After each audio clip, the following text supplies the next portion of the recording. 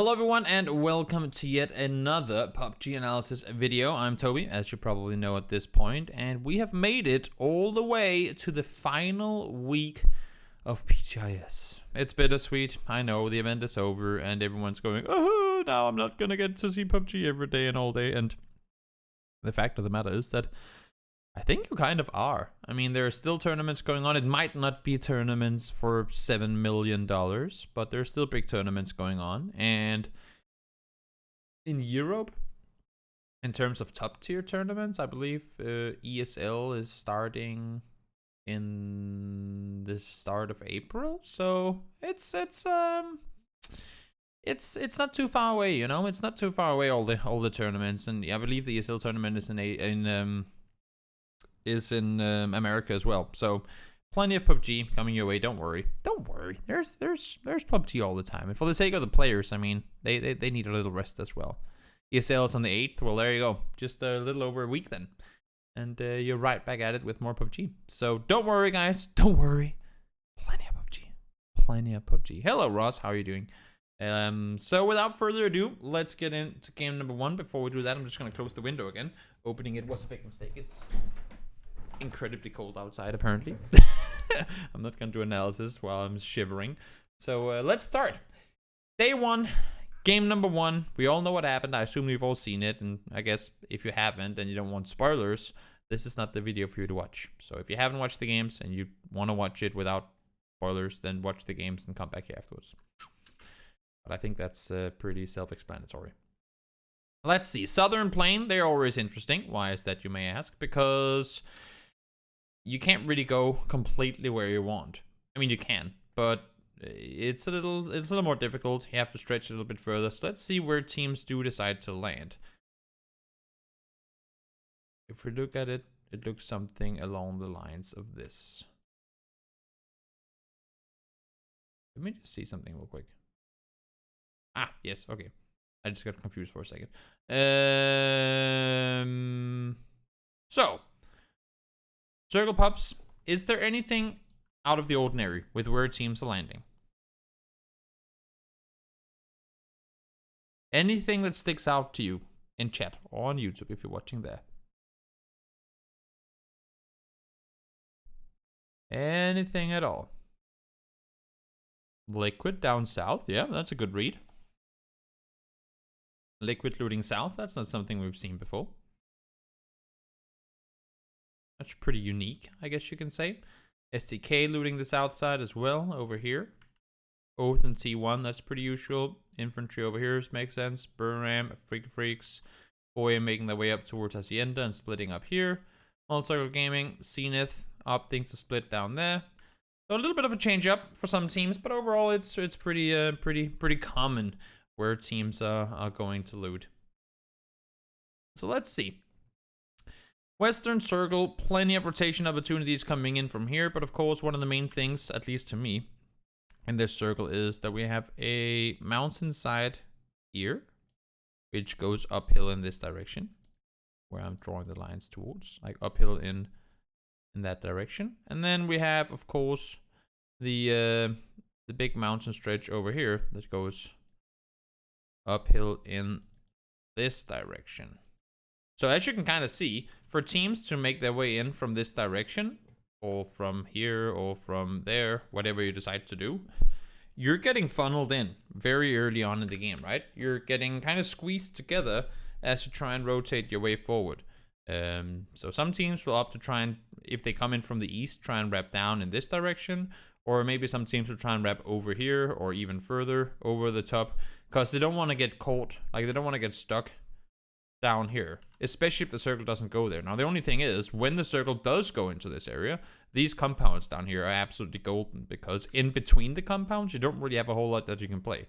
Like, there really isn't a whole lot to play in between the compounds. So, it's one of those bets, right? You go for it, maybe you get it, maybe you don't, but, like, maybe you get the circles coming your way, maybe you don't, but it's, I mean, trying to rotate through here later on in the game can be incredibly difficult, because you're, like, the way the terrain works forces you so close to one another. Let's continue. See what's gonna happen. A lot of teams out towards the east, of course, with the Western Plain. So we'll see how that works out. Base Clan makes their way back towards the south. Zenith splitting the compounds up here. Makes perfect sense.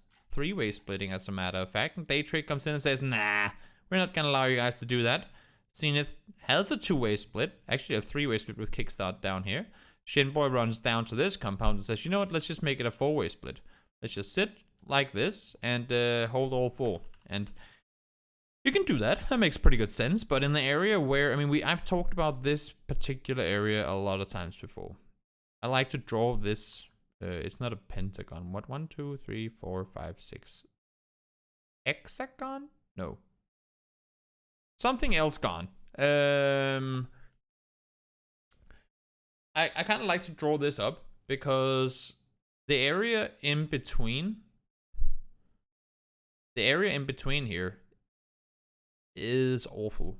If there's an Erangel remastered coming up, I hope they're gonna do something about this, because we've seen endgames here before where you literally have teams in all these compounds and nobody wants to be the ones to run in, and the ones that do, they just end up sitting in one of these 3 shacks. You can't do anything in this area really. It's just incredibly difficult to play. So, or this compound as well, of course. So seeing as how this is kind of the center, not completely, but kind of sort of the center of the circle, expecting to be able to claim 4 compounds is a little aggressive on Zenith's part. I don't mind it at all. I think it's a smart play. But as you can see, Daytrade, they come down, they force the other way. Smart play. And they still have 3 spots they can play from. There's a chance that Kickstart will also get pulled up on, but then I would expect him to have his vehicle here so that he can crash on over. You wouldn't want to have your car down here because Shinboy right now is the one holding him, right? He can kind of be held from here as well. So if Kickstart ends up fighting here, as you can see, Shinboy won't have any angle. He won't have a chance to help out unless if he leaves this compound to run out here and shoot, or crashes the compound and tries to come help. So if Kickstart is to do anything, you would hope that he has his vehicle here, be able to fall back to Shinboy. Because then that way, if he's running around on this side of the compound, both Shinboy and Punish and Wrath will have a chance of like shooting, suppressive fire, and all that good stuff. SDK playing the compound and the hilltop on the west side. Smart positioning by them. You can see Daytrade, they don't just want the compound either. They're looking down towards SDK to see what's available, to see if they can get something. T1, 4-way splitting as well. You might as well in this position of the map. A little out towards the east, but they got good control. They have nice lines of sight on each other, and they can help each other out pretty well. Sonics, they can look towards each other as well. Shrimsy and H-Win, they can look up above Tickleton and Mime and see if anyone is crashing down in that direction, so they can hold them. And for the sake of Tickleton and Mime, if they want to, they can look over in this direction, maybe look over this direction as well, and see if people should be crashing down towards Shrimsy and H-Win. So smart splitting by them. Freaks, similar. We need somebody up on the high ground. It's similar. It's okay. For those of you guys who've been watching these videos or these streams for a long time, you'll know that every single time we have a game that ends up here, I talk about how you have high ground, you have low ground. High ground is usually without compounds, low ground is with compounds, right? And we talk about how, if possible, you want to try and maintain both a high ground position for vision and a low ground position for cover and like hard cover. And that's exactly what the Freaks are doing here. They have EJ and a card up above to look for what's available on either side of the circle, and they have Hansia and Hikari down below playing compounds and making sure that should they be forced down, they have somewhere that they can go. Pretty straightforward, but it's nice to see. MCG, I like the way they're splitting this as well. They have full control. It's not as easy to defend, but right now they have Summer in the middle, and Summer can actually look at all 3 compounds, kind of. He won't really have clear line of sight on this, but he will be able to see further out on this side in case people come towards him. So you can see down here, you can see down there. His vision is kind of obscured over in this direction, but Tank can look, at least if he can't see the compound, then he can look up the road and see if anyone's coming crashing in this direction, and then Link Du should be able to leave. So where should Link Du have his vehicle in this compound? Tell me, chat. Tell me that you've been paying attention and listened to what I've been saying. Where should Link Du have his vehicle parked in this compound?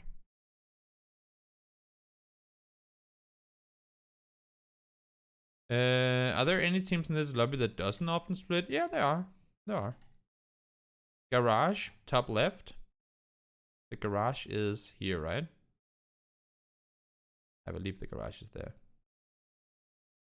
Exactly. I mean, any answer you have on the west side, as long as you guys don't say here or here, then you're fine. Because similar story to what we said about Kickstart, you want to be in a position from where your teammates can help you. And if he's parked down here, anywhere, then Tank can help if something happens. Summer can look down there if something happens. And he can try and do suppressive fire on anyone coming that way. In the meantime, Lingdu will be able to leave out this direction. So correct if it's like if he's on the west side or just anywhere in the west end of the compound, rather than having parked over here, then he would have to run towards the opponents, be away from cover for his teammates, and then try and get away. That would put him in a pretty terrible position. So always park your cars according to where your teammates are playing from. Exactly. Towards your friends. Exactly, Nodley. Circle is gonna pop. Everyone's made their way in. Infantry comes in late. Ram comes in a little late. They're gonna two-way split up towards power grid. Makes perfect sense. Circle goes towards the west. And this is funny because as you can see over here on the right side, infantry ends up winning the game. And they just got shifted away from. So you can go, how the fuck does infantry win this game when they're sitting up there? And this circle pops. Because you'd have to expect there to be teams to beat them to the good rotations, right? Like beat them to the good spots to play from. But we'll see. We'll see what ends up happening. Right now, the big chunk is down here. A ton of players are in this area. And as we said before, if we draw these compounds up again, this whole area is garbage. You don't want to, you cannot really play in here. We could kind of scratch that out, right?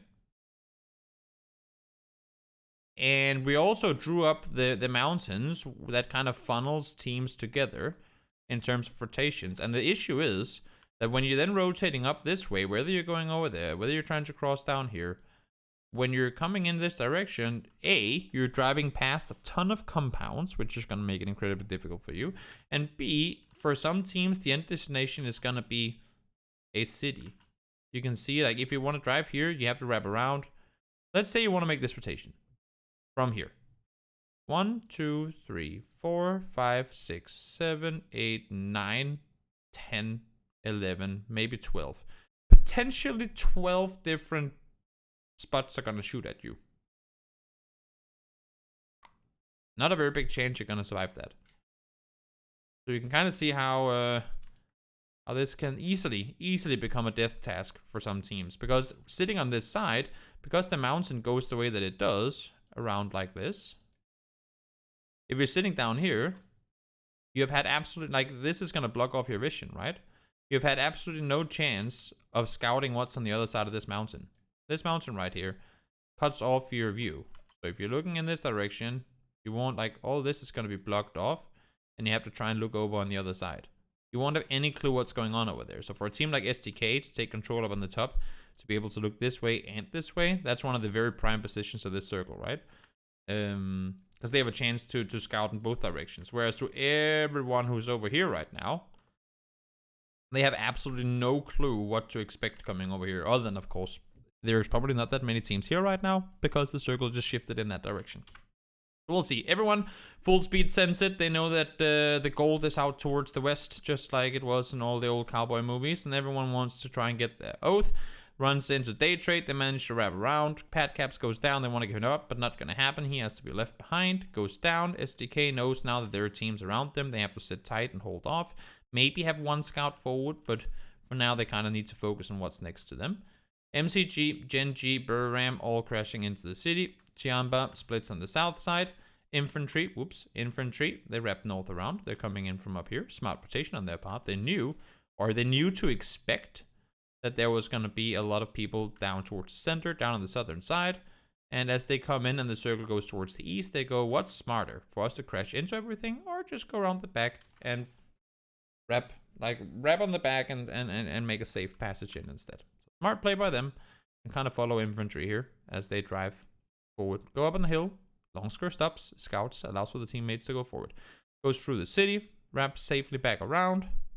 They've seen Gen G in the kill feed already, so they know that they're not in El Pozo anymore. Now they can start trying to drive further forward. Xiao Yang goes down. 4 a.m. I like their split as well. They have 2 up in the mountain still. In the meantime, God and Lu, God V that is, goes towards the west. God Lu, God Ku, God V. Goes towards the west. Now, new circle pubs, and now you can see, for infantry's sake, even though they just lost Xiaoyang to Crazy, they just beat all these teams in the rotation. Now they're coming in on the, as we like to call, more quiet side of the circle, the cold side of the circle, not the heated one, which is obviously over here. The only issue is that there really isn't a whole lot to play on this side. If you take a look at it, you have this one compound with a 1-story and a 2-story building next to it. You have the compound up on the hill, but they can't just full speed send it because there's obviously people in front of them. And there's a compound up here as well. So those are really the only compounds they can play. The only thing they can hope for is that one of the teams that sit in front of them go to take something more center. So for example, if Longsker is looking in this direction, which he is, and he sees TXG leave to go uphill, they can be quick maybe to try and take this. Or if 4am leaves to go somewhere else, they can be quick and try and kind of leapfrog and take what's left behind for them.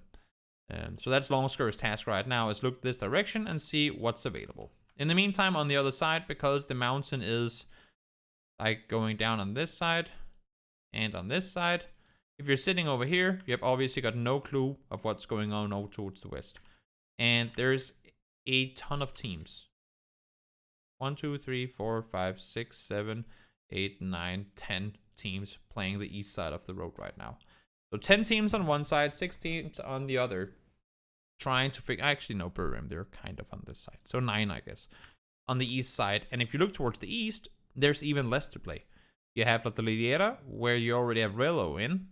And the issue with this spot is that you cannot scout it unless if you're coming from above. So, and the only place you can really go to above is where STK is. So if you day trade, you just have to send it in, kind of. If you're Zenith, it's going to be incredibly difficult to find a safe pathing. Sonics, they're miles out. Afrika Freaks got hard shifted away from. Not really hard shifted, but pretty bad shift for them with where they're sitting. The thing for Afrika Freaks to do here would be try and wrap around. But then the issue is, if you try to wrap around, you have this mountain up here, right? You can't really just wrap through that. I mean, you can, but it's going to take you time.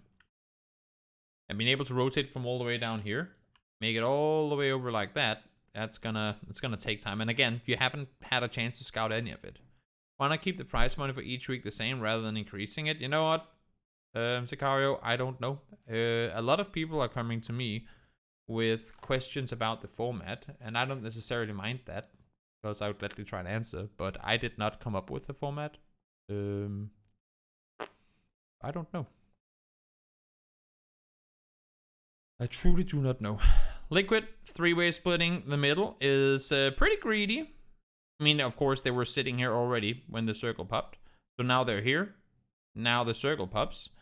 And here they obviously are going to reconsider their split. They're going to go, great, we are not going to be able to maintain this. So the question is, what do you prioritize in this? Do you prioritize the church? Probably not. Do you prioritize EB's position? It's just a little shack. Or do you prioritize James' position, the 2 small houses up on the top of the hill? You could try and prioritize James' position, but it's going to take you a while to get there. Let's see what Liquid decides to do. James sticks around. EB sticks around. Flippin' Mexi sticks around. Teams comes back below. Okay, so they give up the high ground control to sit 3 down here. They give up high ground to back off and play 3 in the bottom of the circle.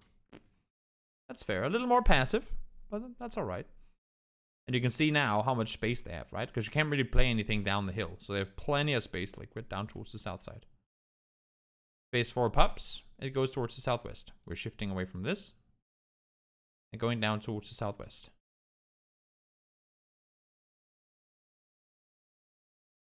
Liquid sitting pretty well. They have a transition into the circle. I mean, right now, this road, this valley, kind of ends up working like water. So you just want to get across as fast as you can. You don't want to be stuck on this side or in the blue for that matter. You want to try and see if you can find a place to play safe on the other side. The issue is it's so steep uphill over on this side that you can't just send it up because you have absolutely no clue what's waiting on you on the other side. And you know for sure there's going to be teams shooting at you as you try to make your way through. So it's a pretty suicidal mission to try and cross. But of course, I mean, the game is forcing you to do that. Liquid goes from one two-way split to another. And at this point, I think... I don't know, I saw this when it was happening, and I was a little surprised that one thing is that they move. Because Zenith sits out here. They're scouting forward. They're looking this direction, right? Trying to find out where the hell can we go. We know Chiamba is there. They've heard Oath of here. They need to do something to try and send it through. And like they want to beat all these teams. Because if Oath gets up here, if STK gets down here, all of a sudden, if you're Zenith and you're coming in last, there's nowhere for you to go. So Zenith goes, great. We need to get into this circle before some of all these other teams do. If we don't, we're going to be kind of screwed. They just go, yeehaw, let's send it. They see the split. I believe they noticed. They might actually not have. But they see... Do they see it? They might have seen it. I'm not sure. So Clip goes up there. James and Mexi splits down there. They might have seen the two-way split. I'm not sure if they did. But they call it. They go up. They full speed send it. They end up getting the kills and keep two alive. And as you can see, because of the way that Liquid are split, even though they're technically not that far away from each other... can I move the chat to the bottom left? It's hard to read. You want to read the chat? You can just read the chat in the chat, you know. I could have chat down here. You want me to? Is that better? Up to you. So... What am I trying to say? Yeah, Liquid, I mean, despite the fact that they're really not that far apart, they're only sitting 150 meters apart. That's nothing. The issue is the hill is so steep here that Mexi and James can't really do a whole lot to help out EB and Clip. They're sitting on a little bit of a plateau, which means that they can't see them at all unless if they're far back on this side and on their way down the hill, right? And it doesn't seem like, you can see with the way that EB and Clip pushes out, it seems like they want to take the fight, but they're in a 2v4, and there's just nothing that Mexi and James can do to get up there in time. You can see them running around down here. There's absolutely nothing they can do to help out in time. Now they try to run up, but they run back down the hill again because they just can't get up there in time. Ah, okay, Mobit, I see. They just can't get up there in time. It's kind of unfortunate that they tried to maintain this split, especially in this circle. But a lot of it, of course, is also hindsight knowledge. And of course, with this push coming in, smart play by Freak of Freaks, they see this. They have EJ sitting up above, looking, and like he's also looking in this direction, trying to find a place to go. Keep in mind, the Freak of Freaks were the ones that got hard shifted away from. He's looking for a place to go for their teammates, and now they see this pull up, and they go, great, let's use that. If there's anyone down here, they're going to be looking up in this direction to help. That's our chance to cut across. They instantly send it over. They could even have crashed into James and Mix and maybe killed them. But they crash across. They want to go, like, they want to get out of the river. As I said, the road here kind of functions as a river. And they manage to get over on the other side. Now, of course, they do have T1 up the hill, but they manage to get across. Smart play, smart timing by Freak of Freaks. Multi-Circle Gaming, they're coming in late. In the meantime, Genji and 4am, they're fighting up here. Smart plays coming in on their side too. Let's go back real quick and see how this all escalated. Infantry kept rotating around. 4am came down with the last two. They saw them on the hills. They turn around and go back. 9 goes to the compound inside the circle. Again, they're scouting forward. They're looking for something to play. And this is also obviously a very big uphill, like steep uphill for infantry. Infantry, they're sitting around. Longskir's looking over the top of Bo Liang, trying to find a spot for him to go to. Now they know they have the circle on their side. As soon as they see DXG leave, Longskir is already driving, full speed forward, claiming the compound. Got V, forced away. They take control. Small play, but smart play. Longskir sat around, waited for them to make the move, goes up, takes the compound before God V could do anything. And now, as soon as God V is over here, is when MCG comes pushing in on the other side, with Genji now third partying as well. So cluster engagement happens for 4am. They lose a player, they lose 2 players. Multi-Circle Gaming on this side tries to hold off, and that's approximately the same time as all this happened down here.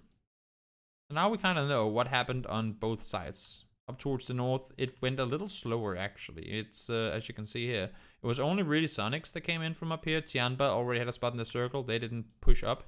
FaZe sat pretty tight on their side, didn't have to push up.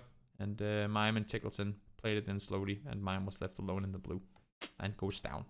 New circle pups. It could go anywhere. It goes over towards the west. And again, might not seem like the word circle. It's only that far. But as I said before, it's steep uphill. So for SDK, for Liquid, for Freaka Freaks, not only do they have to push into the circle, they have to push uphill. And as what's his name? As Obi-Wan would have told you, you gotta have the high ground. I mean, high ground is OP in PUBG as well. And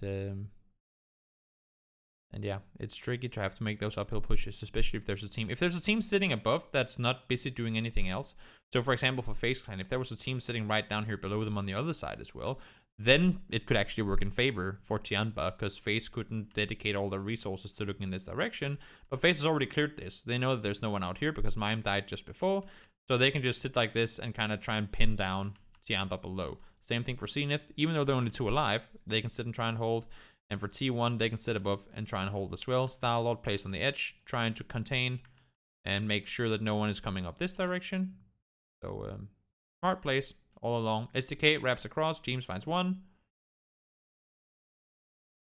Freaka Freaks has to try and make an aggressive play. They come up. They end up going down. Here comes James and Mexi trying to take the 2v4 fight to Liquid. Or 2v3. They end up going down. SDK tries to run up towards FaZe Clan. FaZe ends up going down. They had already taken casualties going up against Tianba out here on the edge. So there are only 2 left alive. I love this DXG push out. Keep this in mind. DXG pushes out. Smart play by them. They leave IQ 500 in the compound. They push 3 out to take control of the hill. Because if they can clear this, they aren't gonna be... I mean, there shouldn't be any threats for them up on this side. They come up. The fight ends. They see the insta-kill, like the final kill on the FaZe Clan member. And they go, great. We went up. We wanted to get a kill. Didn't really happen. Let's just back off again. Go down towards the compound and let things unfold from there. Smart play by them. They know they have the circle. They know that SDK will have to push down. And there's still the presence of infantry looming on the east side. So smart play by them. They went up. They were proactive. Went up. Played contain. Said, let's see if we can find anything up here. Okay, the fight ended. Let's reset. We don't have the info that we need in order to make a push.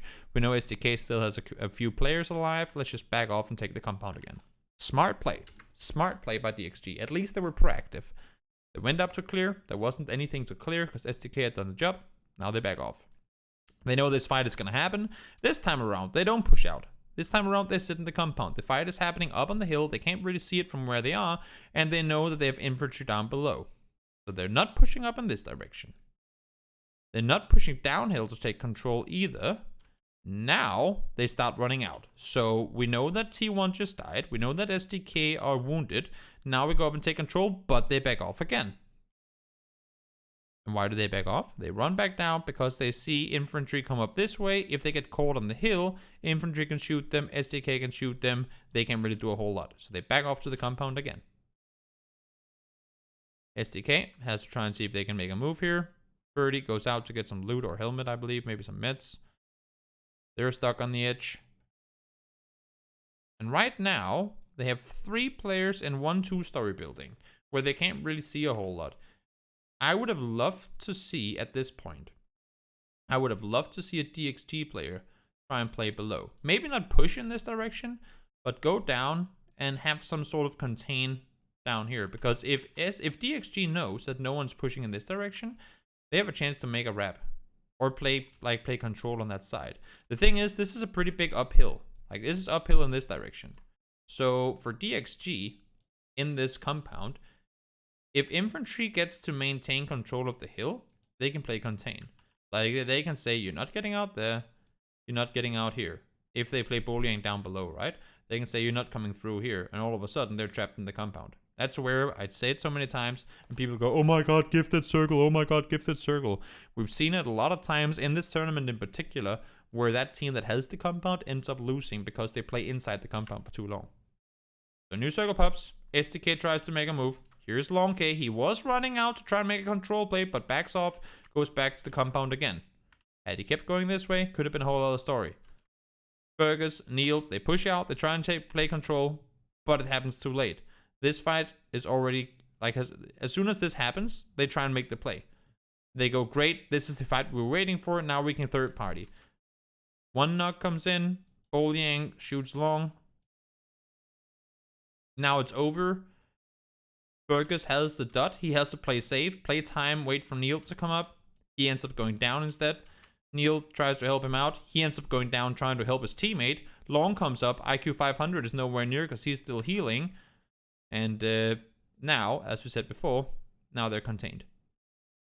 9 has a perfect position up above. He can shoot here. He can control the compound. Bolyang can make sure that no one can wrap below. And Longsker can take the up close engagement to long.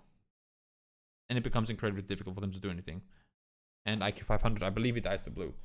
So the ideas that DXG had in this engagement were all good. Long tried to make the run below. They tried to make the push up. They just weren't fast enough.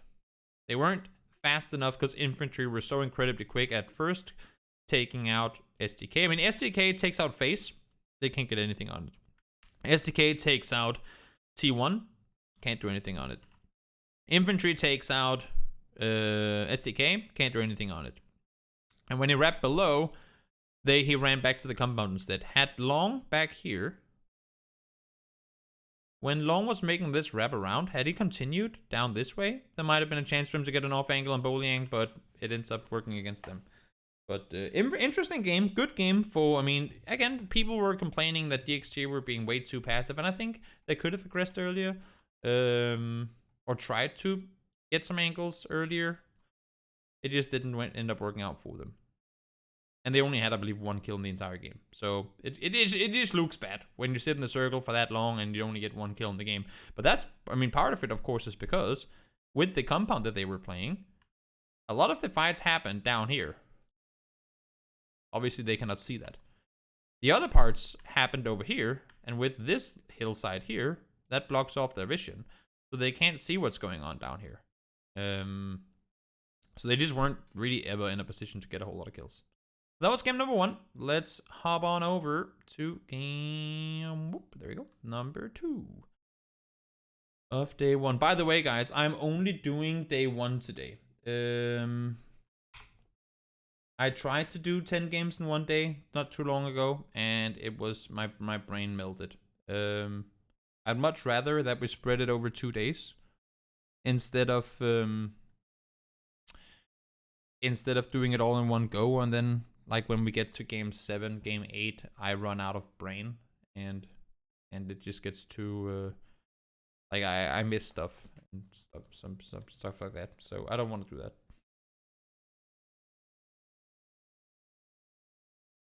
You followed a stream of PEL players yesterday that detected the circles and the ever-growing RNG factor. From the pros that question the fairness. What do you mean the fairness?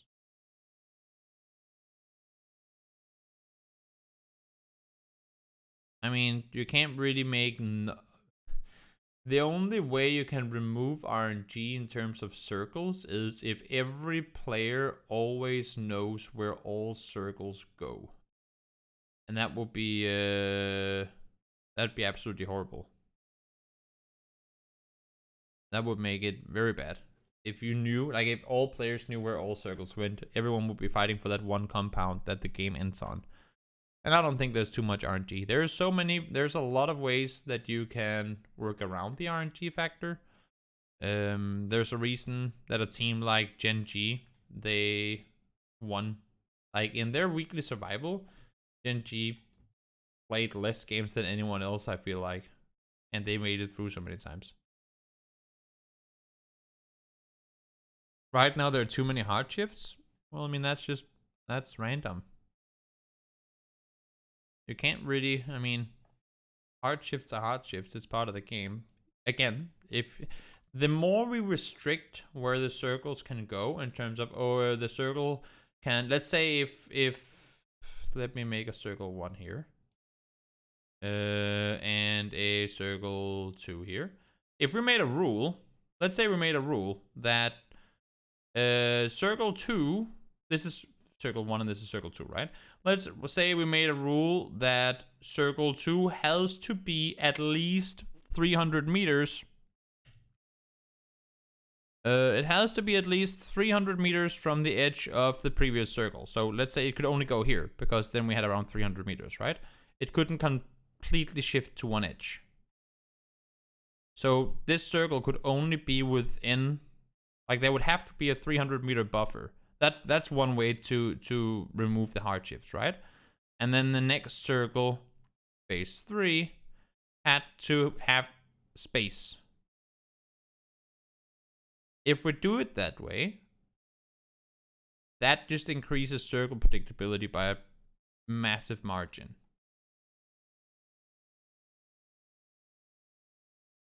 I mean, players can complain all they want. You don't too often, sometimes you do, but you don't too often see teams that succeed complain about the current circles. Hard shifts are tough, they can be incredibly difficult, but the teams that play well, I mean, there's a reason that they continue to play well, because they reduce the RNG factor, right? And yeah, the other teams, they maybe don't. I know that's a rough, like maybe rude thing to say, but if you wanna set a rule on hard shifts like we did just now, I just think it would be way too predictable. I mean, even the whole unplayable terrain thing, I think is stupid. On Miramar, I hope to see that changed. I think it's an interesting discussion for sure, but and if you're watching on YouTube, you can let me know what your thoughts on it too. I think hard shifts is just part of the game. Sometimes you get them going your way, sometimes you don't, and it's the teams that can overcome. Like no team has a tournament where they don't get hard shifted away from. No team has tournaments where circles don't go away. It happens to everyone. And it's the teams who can convert those, oh my god, what the fuck just happened type games. If they can convert those into just 3 or 4 point games instead of 0.16 place games, usually those teams are the ones that win. If you can up your zero, I've said this a billion times while casting as well. If you can take every 0 point game you have in a tournament, let's say you play a 20 game final. You play 20 games in a final of whatever tournament. If you can reduce, let's say you have in 20 games, how many 0 point games do you have? Like 0 1 point games. Let's say you have 4 games with no placement points and only 1 kill. If you can reduce those to maybe 1 and have the other games give you 3 or 4 points instead, then all of a sudden you're looking at an additional 12 points over 20 games. That's quite a lot. Like that can make quite a big difference. So every team will get hard shifts going against them. That's why, and I say this now with like that's why we usually have, I want to say at least 15 games in a final, because with 15 games, I mean, no one gets hard shifted away from 15 games in a row. And if that happens, then maybe they shouldn't be playing that far out on the edge or be coming into the circle that late. So I know that's easy to say, but usually we have 20, sometimes like 15 to 20 games, right? 15, 18, 20 games in a final. And that's to reduce the RNG. Not to reduce the RNG in any given game, but to say statistically, with more games being played, you should have a bigger chance of getting some games going your way. If you play 20 games, what are the odds that every single phase 3 shift goes away from you in 20 games in a row? That just won't happen. I feel like in 20 games, every team, unless if they do something completely unheard of, every single team in 20 games will have at least 4 games where they would be in a position to win from. Not necessarily saying they are in the best position, but where if they played that game right, they would have won it. And if you can get 4 wins, if you can get 4 chicken dinners in 20 games, you're in a pretty good spot.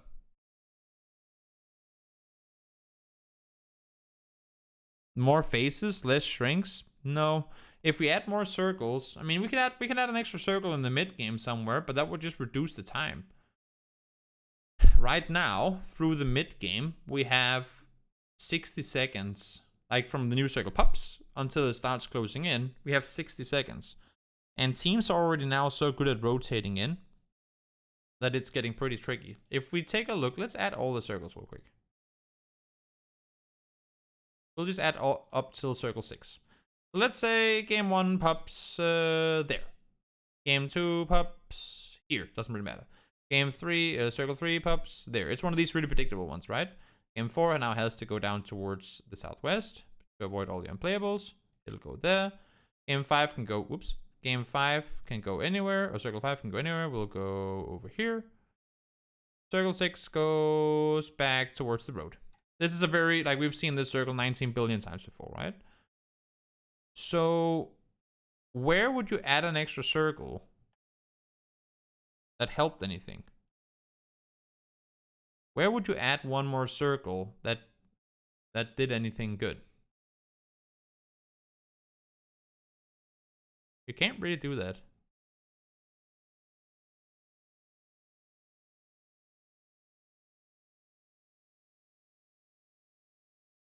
It seems like there's an entirely more hard shifts. Yes. So that does have an impact. Because the thing is, and I've said this before, and I'll gladly say it again, between phase 2 and 3, so here you should have a circle that was, you would have a circle that was this big.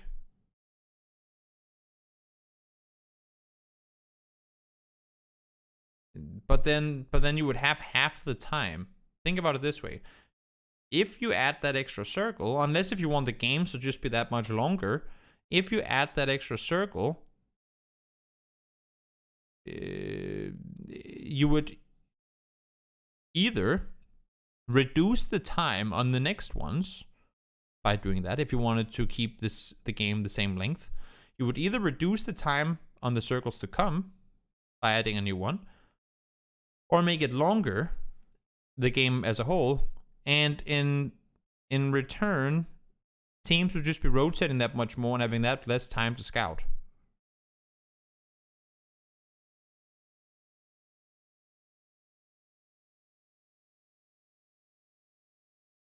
Let's move somewhere else. Let's remove phase 1, because that one doesn't matter all that much. Let's go up here, where there are a few more options, right? I will just bring all of these circles up here real quick. So let's say this is phase 2. I agree. Let me just remove these. I agree that phase 3 is pretty small, but that's the issue, right? That's what happened when we changed to the ranked settings. And I don't know if it wasn't thought about, but when we made phase 1 smaller, when we changed the size of phase 1 and made it smaller than it was in the super settings, the next circles are really small too. If anything, I would say make a phase 1.5 circle. If anything, I wouldn't do it after phase 2. Because this shift is still like over half the size of the previous one. But this circle is incredibly small compared to the previous one. That's a whole other thing, mister. Like, Miramar compared to Erangel, I have, from day one, I have asked to have specific Miramar circles. Like, Erangel and Miramar plays completely different. So why don't we have different circle settings? I mean, Sanok has their own circle settings. Why don't Miramar have their own circle settings? That's a whole other thing. Miramar in particular should have different rules than Erangel does in terms of the circle, because the map plays differently. I've said that from like literally 2018 when Miramar came out, that it's confusing to me that they play the same when the maps are so different. But that's just me. And by the way, guys, and I know this probably won't last forever, but still, Tommy Maloney won. just follow up my channel. Thank you, by the way, Tommy. Tommy Maloney's follow just brought us back back to 16,000 followers. I just want to take a second because I know it's not going to last forever. Whenever I start doing random stupid streams again after this tournament is over and not doing analysis streams, the follows will drop. But just for now, you know, just round of applause to all of you guys for all the support. I truly, truly appreciate it. Thank you. Thank you, all of you. Let's continue. I love taking these discussions. I love having these talks. But let's continue with the game so that the people watching on YouTube, they don't have to sit and skip until we actually talk about the match. Game number 2. Yet another Southern Plain. This one could still go anywhere. And this game had me... this one had me very excited all the way to the very end. There was a little bit of confusion at the end of the game, but this one is fun one too, because look at this. A lot of the teams are down towards the south. As expected, with the plane being down towards the south as well. Hey, Ival, long time no see. Pretty much everyone, with a few exceptions, are down on the south side of the circle. And that, as a whole, is not necessarily all that bad, because they can just rotate north. But the center of the circle right now is this plateau. And if there's anything I've drawn, I honestly think this is, like this right here, what I'm doing right now, that. This is probably the thing that I've drawn the most ever on Erangel. Oh, on Miramar, I mean, sorry. Because right now this is the center of the circle. And it might not look like it's too bad, but when we have so many teams on the south side of the circle having to rotate in, having to play according to this right here is going to be a pain in the pooper. You have only got 2 real, like, transition points uphill, or I guess 3. You got 2 there, you got 1 there, you got 1 up here. So unless you have bikes, those 3 are your entrance points up to the power grid plateau. Everyone else will have to either wrap around this way or wrap around this way. But you don't want to go into the city, so that's most likely going to be something along the lines of this. Or something along the lines of this. So a lot of this center is going to be unoccupied. You can't really utilize anything here all that well in phase 1. Yes, you can sit down here, you can scout forward, but if there's a team in this compound or here, it's just you don't want to be sitting, like, you don't want to be forced into playing the DA dip up here. So a lot of teams will be trying to wrap around to get more control on the other side. Now let's see. Now let's see what happens. How teams opt to rotate. Okay, we can do it this way. How many teams? We'll draw it up like this. How many teams do you guys think rotated one of these 3 ways? What do we have? We have 1, 2, 3, 4, 5, 6, 7, 8, 9, 10, 11, 12, 13. 13 of 16 teams are currently on the southeast. We'll say 12, because Tiamba obviously is not going to go that direction. We'll say 12 teams are down there. 12 teams. How many of 12 do you think rotates over power grid? Out of 12 teams, how many teams go one of the 3 blue arrows that I just drew? 2, 2 to 3, 1, 2 to 3. Well, okay, so no one's saying over 3. Let's see what happens. Zenith goes nope. Let's wrap around. All of them. 16 teams right there. They go whip, whip, whip, whip, whip, and they find their way up towards the north. Freak of Freaks. 1. They do this all the time. Like, if you ever play a tournament against the Freak of Freaks and you get a West Circle and your power grid team, just sit here. They always come up this hill. Sonics went up, that's 2. Makes pretty good sense. They're the Picado team, but still, that's 2. Day Trade goes nope. Ram, infantry. Fighting. Fighting, fighting. Infantry goes nope.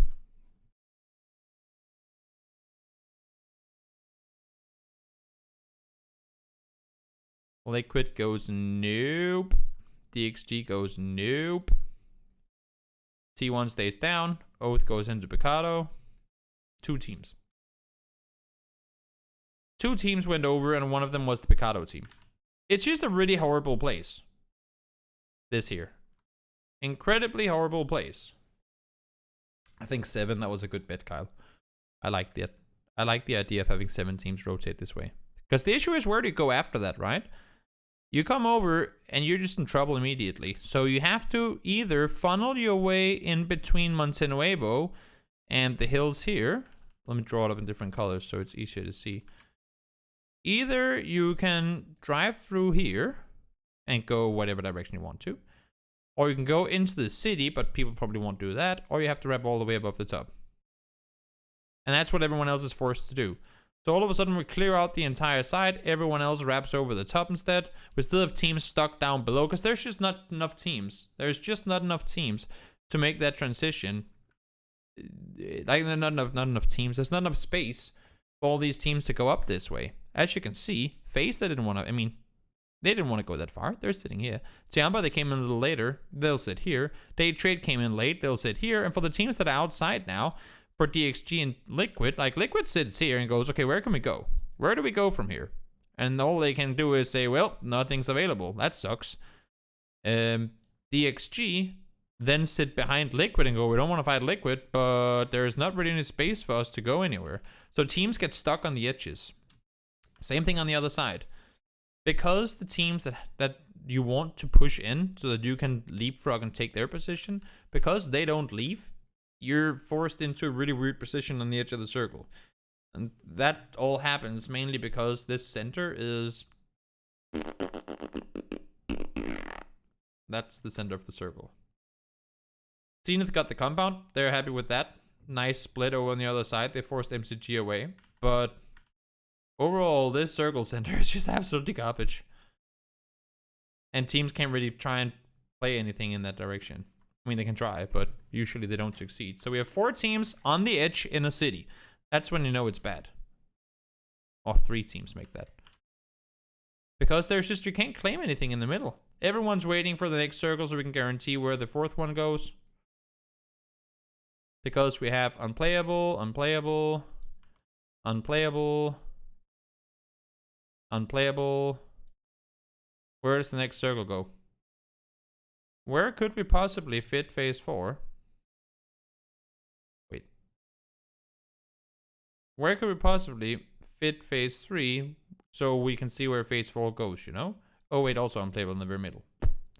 There we go. So, as you can see, already now in phase 2, you can start doing the math of where can phase 4 go. There's a pretty good chance phase 4 goes down here. If the circle goes towards the east. Pretty good chance, even though we have a little bit of unplayable there. There's a pretty big chance that we could have phase 4 going up in this direction. It's doable that it could go down here. It could go center up towards here. Even though it's a little too big, but it could kind of try and sit right about there. So let's see. Where does it go? And this is the hill one, right? This is absolutely garbage because unplayable, unplayable, unplayable, and unplayable. So where can this one go? And now is where we sit with 58 alive. We've only lost, never understood why it's unplayable when it's clearly playable. The way that I've learned it is that it has an edge you can't stand on. Therefore, it's not a playable terrain. Because it's so steep that you can't stand on it. Like, it's those areas where you fall down the cliff if you try and stand on them, you know? And because it's so steep, it's technically unplayable because you cannot play on it. Does that make sense?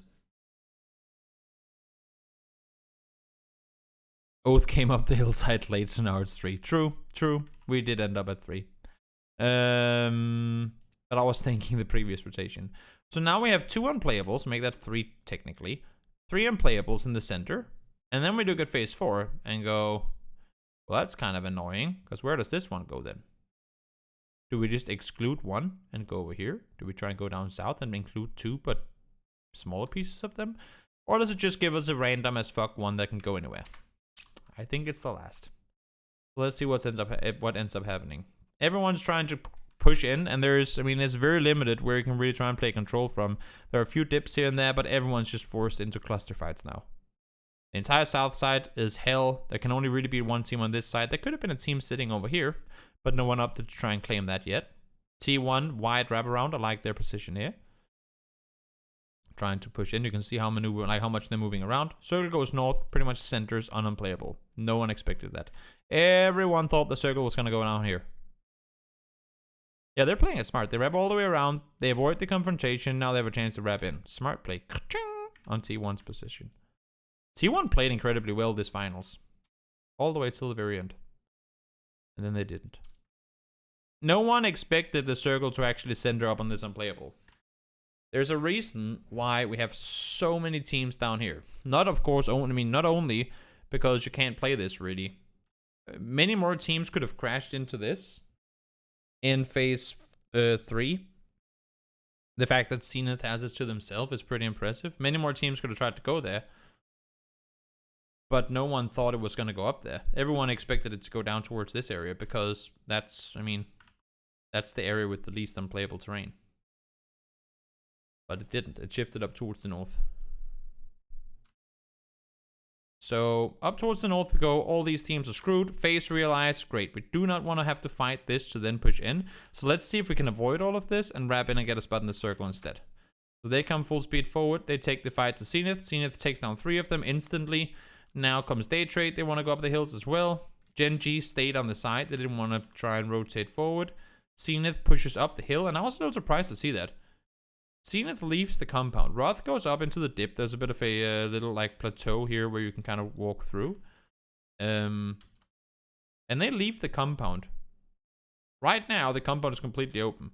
It is, concrete, and a warehouse. It's not exactly the best spot to sit in terms of being able to scout and play control and whatnot. And you can't see a whole lot from inside the buildings anyway. So you're very limited in what you can really do. I was just surprised to see them leave the compound to go up the hill. Tianba comes up, they get instantly wiped. Sonics, they go, well, what can we do here? Mime and Tickleton, all alone, trying to see what play they can make. They're the last team. They're in the blue in phase 4. They kill off Tank. They're the very last team to rotate. Keep that in mind. 38 alive, last team to make a play. They cross over, Mime goes down here, Sonic goes, wait, it's free? Tickleton calls back Mime, and at some point he will come back towards his teammate. Eevee and James, they play as 2. Zenith now has the center of the new circle as well. 4 AM coming from outside. STK plays 2-way split up on the top with one team sitting and looking in these directions, and these guys sitting below and awaiting kind of directions and orders from Penta and Luke so they can go hold off. They're trying to make sure that no one can push up there. Maybe do it the other way. They're trying to make sure that no one can push up in this direction if they wanted to. And Luke and Penta can kind of sit above and look in different directions. T1 in the meantime, they know that they have Gen G down below. They need to make a play in a different direction. Could try and go up here. But they know that 4AM will be there too. So they need to figure out what they're going to do. The only thing is they need to make that play before 4AM does. They realize that. They set Danchi across early. Here comes the remaining players. T1 have made it over on the other side. Smart plays again by T1. The south is clustered. Everyone's going to be fighting inside the... everyone. Liquid and Sonic's going to be fighting inside the compound. Bolian comes over the top, takes down 1. They now know, this GK, that he's up there. Zenith plays control in the center. And now 4AM is starting to push out of the compound. Godby went down. He's going to get rest. So they know that they have T1 on one side. They know that they have at least Bolian. They probably also know about SDK on the other side. So 4AM playing it slow. Going to be playing up, taking control on the northeast side.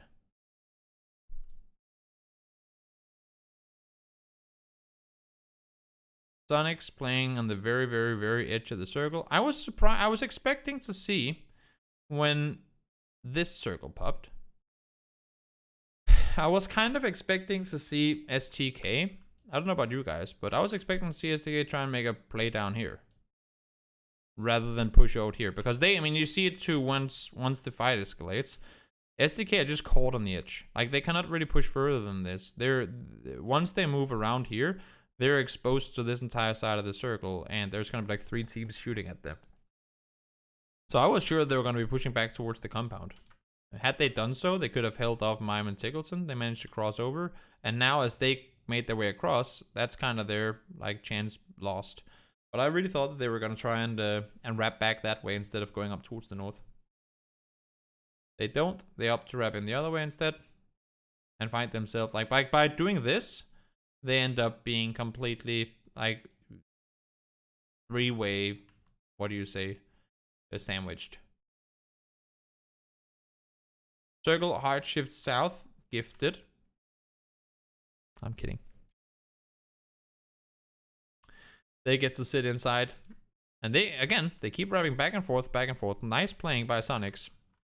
This is the last chance, SDK. If you want to make that wrap back, now is your time. They've looked over this direction. They know that there's a lot of people there. But they decide to stay instead of trying to wrap back the other way. Now, they have to make the play forward. They push up. Forever takes down 2. I believe with nades, both of them go down. Godv and 4am loses 2. Roth goes down. Push comes in. Zenith stays alive, but here comes the remaining 4am players doing a lot of damage. Just damage, like everyone doing damage to each other. And in the meantime, Tickleton and Mime literally just gets to do whatever they want. Right now, Tickleton and Mime has this much control in the circle. As a duo who has been alone since there was like 40 people alive and they were the last team to rotate in. They have half the circle to themselves and they get the hard shift again down towards them. Of course, I mean, yes, again, sometimes you get the hard shift, sometimes you make the most of it, sometimes you don't. Tickleton pushes up on the hill, tries to sit tight. Mime plays alone on the shack. T1, again, playing it smart. T1 had an incredibly good game. They play it smart, they play time, and now the dot is down here. T1 know they have to get down. What are we at this point? No smokes, no utility at all. Dead. 2 smokes, 1 molly. 10 smokes? Star-Lord? Give Aqua 5 a smoke. You have 10 of them? Hello? Always easier to say after it's over. Star-Lord has 10 smokes and 5 mollies. And Aqua 5 doesn't have any utility at all. That's bad utility management, but hopefully they share some stuff. But I don't think they do though. I don't think they ever actually get close to each other. But Mime pulls off a hell of a one-man performance. And it really is, because they have no idea that Tickleton is here, and Tickleton can't really do anything before they push over the edge. So Mime gets the first 2 down on his own. And I was incredibly surprised to see the way that SDK played this one. They had a chance to just smoke off Mime. Again, Star-Lord has 10 smokes. Aqua 5 goes down. He's the one that doesn't have any utility. They had a chance to just spam smoke off Mime. Oh, not T1, of course. They had a chance to spam smoke off Mime here. And they could have tried to wrap down. Like, wrap down this way. But instead, Mime does well, gets the double. Tickleton gets the peek over, gets the last. It was just a weird endgame by T1. They played it incredibly well the entire way through. They played it. They avoided the confrontation, wrapping over the north. They pushed down. They held out Gen G when all this was going on. Then they wrapped back over, take out the last 4am member. And then when they pushed down, it just kind of fell apart. It was pretty strange. Pretty strange endgame. And somehow, Sonics, despite being 2 alive the entire game, ends up winning it. Pretty impressive. Not somehow, because they played it well. But it was a, it was one of those, I was not expecting that type of games. That was game number 2. Let's hop on over to game number 3. My neck is incredibly sore. Where can you find stats for kills and damage? On the PUBG homepage. PUBGesports.com. He did hit some incredible headshots. I'm not going to take that away from him at all. I'm just saying that STK could have played that a lot. Not STK. T1 could have played that a lot better. Because it used to be SKT, and now it's T1. So SKT, STK, confusion. Game number 3. Here we go. Flame path from the south side Erangel, south side Miramar once. We're finally going over to something a little more fair for everyone. Is there first circle bias towards flame path? Yes. So the way that it works, and I honestly have no clue why, is that the first circle, it can go anywhere as long as you can see here, as long as it touches the plane path. It can be like that, but as long as it touches the plane path. So the first, like if this is the plane, we cannot get a Sagi circle. The circle cannot go like that. If that's the plane. Why this is, no clue. It cannot go like this. It cannot go like that. It cannot go like this. It cannot go like this. It can go like that. They can go like that. They can go like that. And like this. No, not like that. Like this. As long as it touches the plane path, it can go anywhere. But it cannot go that or this. Why this is, again, no clue. But that's how it works. So, let's see now. Is there anything out of the ordinary? Chat. We'll let the first circle pop. Boom. Anything out of the ordinary with where teams are looting here? Tell me. Enlighten me, chat. Anything that is not what we usually see. Has any team changed their loot spot?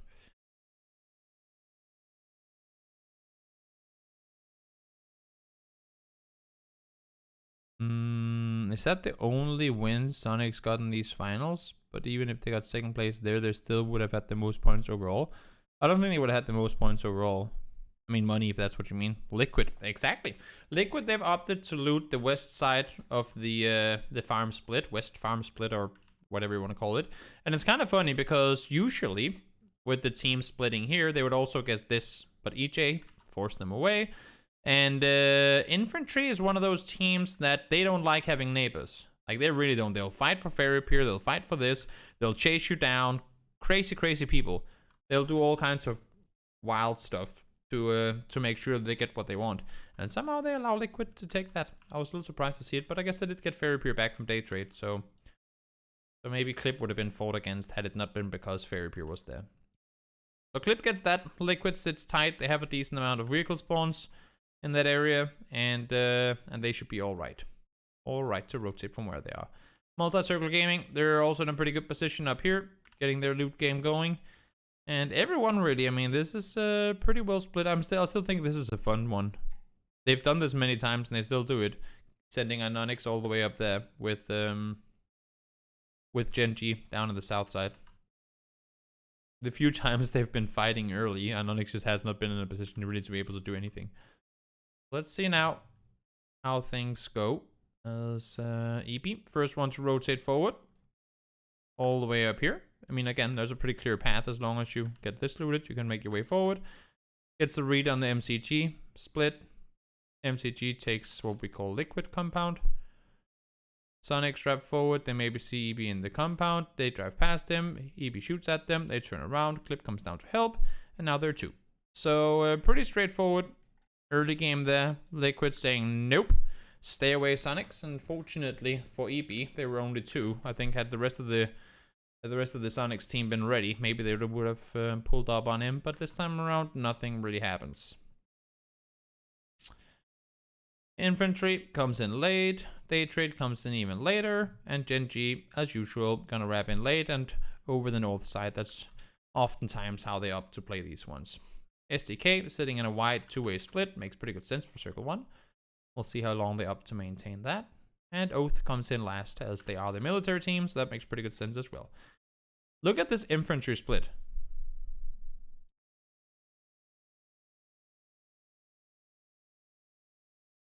I like this.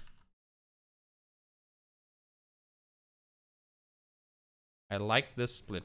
This is something that, I mean, for any old EU fans, which I assume some of you are, Shift W or the old G2 roster with the German players, Rexco and Chris and all of them, they used to do this a lot. They would loot up in Milta, and then they would kind of go up and take control. They would split even further. They would have one over here. Like, they would just do these, I call them smiley face splits, because that's kind of what it is. Or like, You know, they would do these splits where they come in on an edge. They come in on the edge that they expect to be the least occupied. And then they just do these wide splits. We've seen it done by Gen G. They've done it quite a few times. I've seen, the biggest one I've seen from Gen G was a player on, no wait, it was here. It was a player on Highway, a player on Everest, a player on this hill, and I believe the last one was Plane Crash or somewhere over here. Like one team splitting like that. That was a fun one. That was really interesting to see. And it works out. I mean, as long as you know that you're safe on your edge, as long as you know that you're in an area of the map where you're not going to be contested by anyone, it makes pretty good sense, because Xiaoyang here, should the circle go west, he'll be the first one to respond in that direction, and Longsker, should the circle go east, can be the first one to respond in that direction. The only issue now is that you have a Burram team who don't give a fuck. Burram does Burram things, and Longsker gets knocked. And normally, some teams wouldn't really care. They'd just say, great, that's a knock. Now we know that Bolying is over there. But what happens is that Noatra pushes on it. He gets the kill, he ends up going down in return, and the fight happens between infantry and Burram in the early game for seemingly no reason. And while they're now all fighting, because this split is made, like this split was made so that they can gather info and rotate early, right? Instead, what happens is that now that the circle pops and everyone is starting to full speed send it to the north, they're forced to stay here and fight Burram, and they end up going down. So a little frustrating for infantry that Burram pushed on that.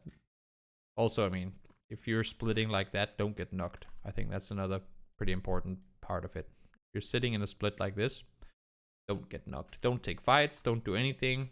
Because you know you're so far away from your teammates that even if you can get rest, it's going to take a lot of time for the player to drive over to you, rest you up.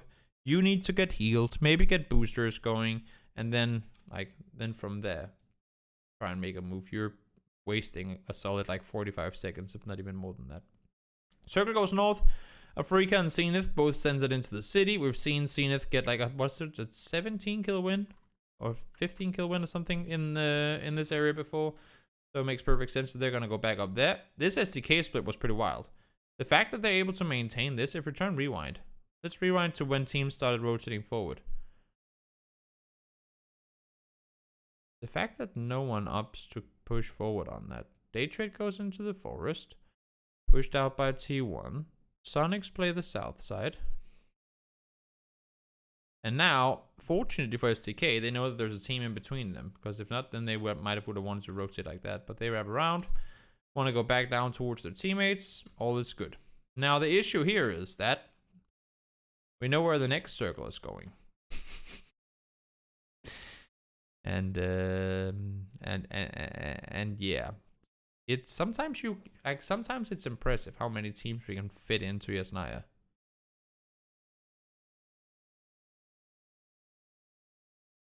This is an absolute garbage circle. And then you can go, look at this, phase 4 could have been down here. There would have been less water. It's so funny, right? Because people always have these, oh, it has to exclude as much water as it can, and always come and try and lecture me on it. But if that was the case, then how come it didn't go south? It's not really true. It generates 30 circles. And out of the 30 circles generated, like this shift practically didn't have any water in it. It generates 30 circles, and out of those 30 circles, it picks one. So maybe it's just random. Like all the circles were maybe up here to some extent, and this circle here, like the one here, was the one with the least water. But there's still quite a lot of water in. It could have gone like this, could have been down here, and not up here, I guess. But it could easily have been down on the south side and practically had no water in. If you see this, there's almost no water in. But this circle wasn't generated when they needed it to be. So rip liquid, I guess. Circle pretty much silhouetting the entirety of Yasnaya. And now it's just, I mean, flip a coin, send it in, hope that the game ends on your building, and pray for the best. Everyone full speed sends it into the city. Zenith, Oath fights up towards the top. Oath managed to Zenith manages to not only kill off Oath, but keep all 4 alive. And this is where we go to this is where, from a map stream, this becomes incredibly difficult to analyze. All these teams, I mean, it's just house-to-house combat. You know what? I'm just gonna let it play out as we watch it. Burramp, they have the center position of with plenty of space. They're only 2 alive, but they're sitting in a pretty good spot right now. Afrika has players on both sides of the road. That's pretty smart, so that maybe you can transition across if you should have to. EB and Clip, Mex and Clip, sorry. Just chilling. SDK try to claim full control of the apartments. Playing in this so that you can make sure that no one can run in that direction.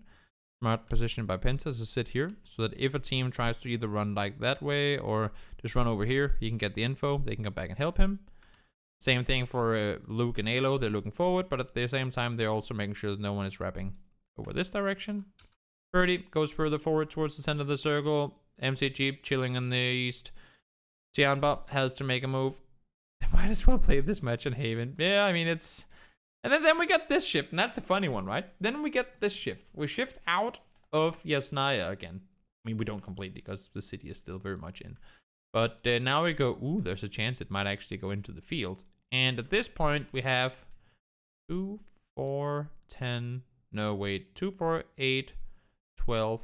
12 players inside the circle. So we have 26 people. I guess including those 2. 26 people who have to rotate east. And what do you rotate into? If you run across this, you're going to be shot at, most likely, by Zenith. There are still 2 apps available for now. Zenith knows that Genji wrapped over the north side, so they're going to try and contain them in the blue. Roth is, I think, pretty committed to try and take them down. There goes 1. They try to play container them. Kickstart opens up the middle compound or middle building so that they can play the south one instead. Smart play, so that if a team does go here, they can try and pin them in. In the meantime, everyone is playing a slaughter on the south. Nobody wanted to push across church because it's very open. So everyone opted to try and go back towards the north and play in from here rather than go down here and play from there. So STK gets the chill. It's kind of interesting actually when you look back at it. Of all these teams, only STK tried to stay on the south side. Nobody wants to push past church because this here is incredibly open. And if there's a team sitting on the other side, it's practically impossible to cross. So everyone, OEM, Sonics, Tianba, Face, even though it's just 1 player, all try to cross back to the north. Back to the north, back to the north. They want to go, you can see they're kind of moving up this direction. Back to the north. Face of us stays on the south. Circle, hard shifts back into the city. And for Esther, I mean, they're just like, well, that sucks. And they don't have to make their way back. Clip and Maxi, they get to just sit in their building. Don't really have to do a whole lot. Other than, of course, try and make sure no one else gets inside. You can see how they're constantly running. Check this window. Check that window. Check this window. Check that window. Check this window. Check that window. Make sure that no one is pushing towards them. MCG managed to make their way over. I like how Maxi opted to leave. They heard them coming in. And Maxi goes, I don't want to sit here on my own. I'm going to try and make my way further west. Unfortunately, he gets knocked trying to make the cross on over. So now Clip is alone. He's alone with 20 people left alive. He makes his way into the compound. Again, there's 4 people coming here. If they want to, they can push me, and we're most likely going to die. So I'm just going to back off. I'm going to give it to them. Hopefully, if we're lucky, they end up fighting, and they lose some players, and I can make a play later on in the game. Zenith, they try and split out. They take control of the 1 story. Genji try and wrap. There's like a little gutter wall thing they try to wrap down here. SDK plays it slow. Genji isolated. MCG, 4 alive, tries to make their way in, and Clip is just chilling in the middle. Again, not chilling at all, but you know, just waiting for everyone to fight each other while running around at all the like looking at all the windows at the same time and trying to avoid confrontation as much as you can. Everyone fights. Zenith is in a 4v3v1. There's 19 billion smokes out here. I think that's the correct number actually. Around 19 billion smokes. Cluster, cluster, Clip kills 1, gets around, kills 2, Liquid wins the game. And you can just tell, after they won that game, you can just tell, I think it was EP, Mexi, who was like, what the fuck just happened? I would love to see a screenshot of Mexi's face, like right as that game ended, when they, like, you know how after every win they immediately show the face of the players. Clip was like, yeah, woohoo, and James came over, woo, and like clapped Clip on the back, and EB was also like, yeah, let's go, and you could just see Mexi was like, what the fuck was that game? Oh, it was so much fun. So much fun. Mexi, I don't think Mexi quite understood what had just happened. Understandably so, because holy moly, that was a weird game. Thanks for all the follows, guys, by the way. It's truly appreciated. Really do enjoy it. The support that you guys give me here allows me to do a lot more of these streams. So, thank you. Let's see. Game number 4. Second to last game of the day. Alright, there's our plane. We're beep, boop, beep, boop. Fair plane path again. Love the analysis. I'm glad you do. Glad you do. You see, again, touches. It's not a lot, but it touches the plane path. So, anything changed from last game to this game?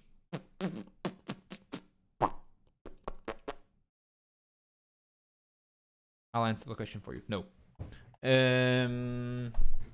It's pretty much the same. Anonix is not all the way up there yet.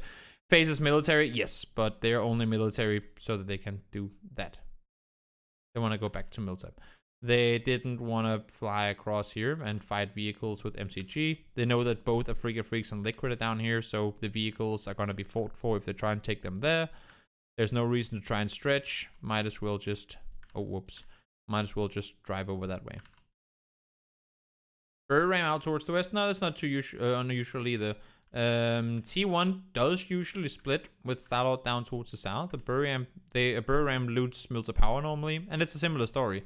I mean, if Ram wanted to get to Milta Power, either you have to go here, fight for vehicles, and try and drive through. Go here, fight for vehicles, drive through. Go up here, fight for vehicles, drive through. They go, you know what, let's just go west instead. T1 usually doesn't fight early game, so let's take this away from them. And they have been on the west coast before as well. Yeah. Good observation. They swapped spots. They swapped spots. Last time around, EB was up here and EJ was down here. And now they said, you know what? Let's change it up a bit. You go there instead. I'll go here instead. What's better? That's the question, right? Because as you can see here, the benefit of this compound is that you have a pretty free access to the mountain. So the player that loots this can get up the hill quick. Whereas to the guy that sits down here doesn't really have access to anything other than, of course, I mean, the good thing about it is that now they're together and they can push out together. But this guy has access to the road, he has access to the north, and he has access to up here. Whereas to the guy that loots down here, no matter where he goes, he has to worry about this guy potentially shooting at him, right? Because this rotation is like you're gonna go slowly uphill on a vehicle. If you go to the east, there's a farm team and maybe a team here. So you're very limited in info from here early on, whereas this one is gonna give you some more open space to rotate. FaZe, yeah, they loot Novo again. When they see the circle, it's one of those, why would we spend an additional 2 minutes going over here? Maybe Afrika Freaks has a player looting here, they could be shooting at us. No reason to risk it, really. Let's just, I mean, they were already here getting vehicles. Let's just go down and loot here. We can go back the other way or go over this way when we have to. There's no reason to spend time going to Milta. We know Nova is going to be free. Exactly. It's there's just no reason for them to spend extra time rotating up here to loot, where they can just stop here instead. How does FaZe know about Afrika?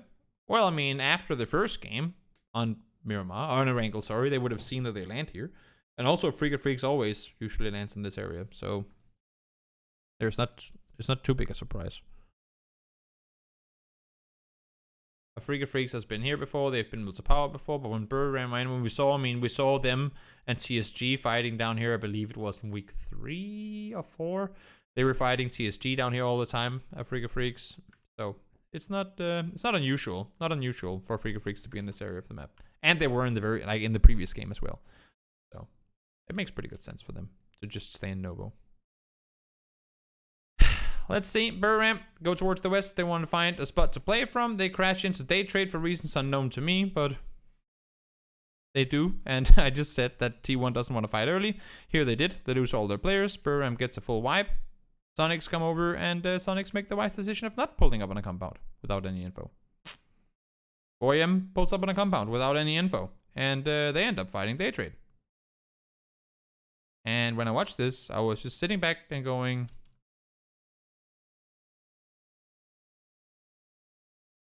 what?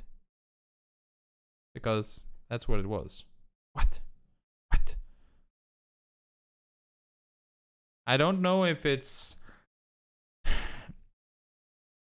I don't know if T1 didn't expect there to be a team there, or if 4am thought there might only be one.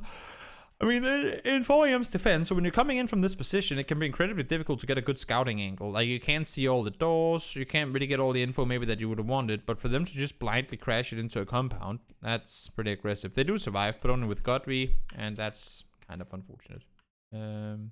You feel bad for players like Clip? Why? Because they didn't win. Circle goes towards the north. GXG coming in late. Zenith wrapped over the top. They're going to be coming in late as well. And down towards the south. Teams are starting to make the rotations on in. Liquid wrapped in late. Oath tried to wrap underneath Afrika. I like this positioning from Afrika.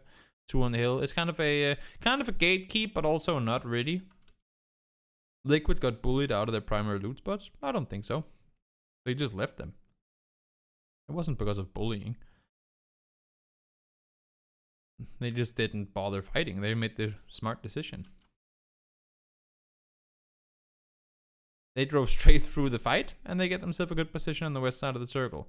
Now the new circle pops. Up towards the north we go, and of course Liquid can continue their pathing on the shoreline, or at least try to.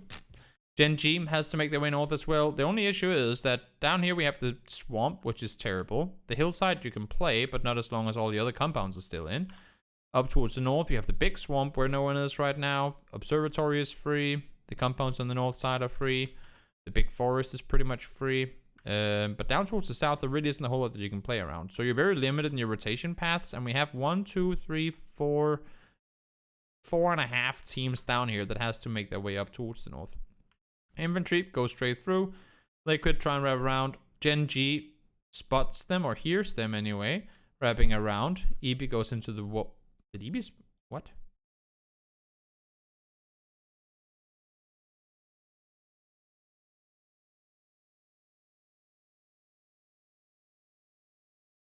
Did EB send his vehicle into the water? Or is this just a glitch? Hello? Did EB... What did EB do? Is that a glitch on the Twire? Or... Did... What? Did he swim? Because this is car speed. This is not running speed.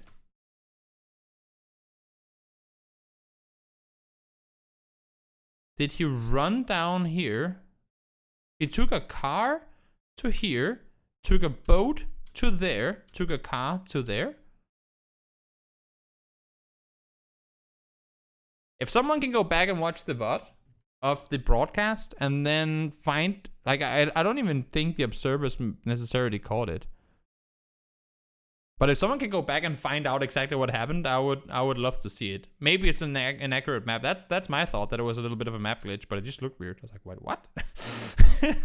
Maybe we gotta ask Evie at some point if he actually sent it through the water. Oath, they pull up, they take out a player, they take over control of the wizard. Infantry plays split on the south side again. Godby still on his own. Compado fail. Yeah, the short ferry trip from there to there.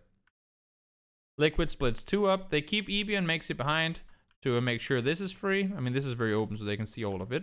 And they take Clip and James up on the little hillside to scout further forward and see what's available, just to find out that nothing's available. But they're looking in that direction either way. Zenith, up towards the north. They're clapping their hands. They know this terrain of the map. They had like a 20+ kill game down here. Or 19, was it? Was it 19 or 20 kills? I casted that game and now I can't remember. 22, that's what it was. I just remember Kickstart having 10 kills that game. That was pretty sick. They go back. They know that they have Genji behind them. Now James gets knocked. They can't get back there in time. One more gets knocked trying to get the res up. And all of a sudden, they're kind of screwed. Clip is on his own. EB goes, nope. And just full speed sends it across the field. And Genji takes him down. So called out of position, I think. He's on his own. James peeking south.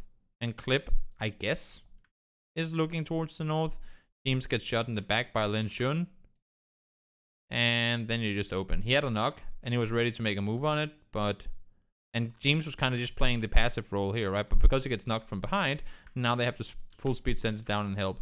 Mexi goes up to get the res. Nades and shots from above. Everyone can see them. Terrible position to be in, unfortunately, in that situation, especially when you don't have this cleared. So they end up going down. And let's see. EB tries to leave. Clip tries to escape. In the meantime, Multi-Circle Gaming is taking full control of the swamp. I love this play from them. So they were sitting out here early on, and look how they wrap around. They wrap around Buram, and they take full control of the swamp. They split out, not just sitting in one or two buildings, but they sit tight together. They share loot, do whatever they have to, and then they start splitting out when they realize that it's all free. Always take what you can. I like it. If you have free space, like don't just... Even though it can be comfortable sitting next to one another, EB was in a buggy on the water edge. Ah, okay, so he was driving on the shoreline. That makes sense. Thank you. Thank you for clearing the mystery. He was driving on the shoreline. It just looked weird on the map.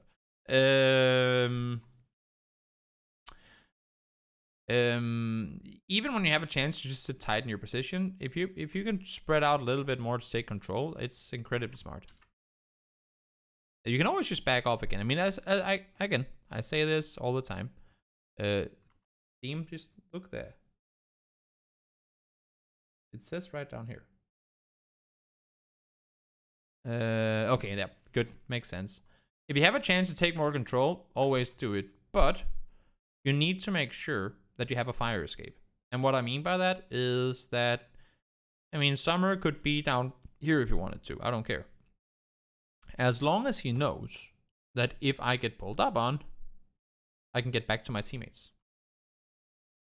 Then you might as well. As long as you're guaranteed that you're safe. Of course, I mean, he wouldn't be safe down here. That was just an example. But as long as you're sure that you're safe, you could split out, you could take control. Instead of having 3 people sit here like they did before, they push one across, they push one, like they push across, clear, send one down, clear, push one down from here, and all of a sudden they have a good 4-way split. I like this positioning from MCG. Very smart. They can move around, they can stay dynamic, and they can make plays on their own. Teams comes in from the east. They have all the control in the center. New circle pups.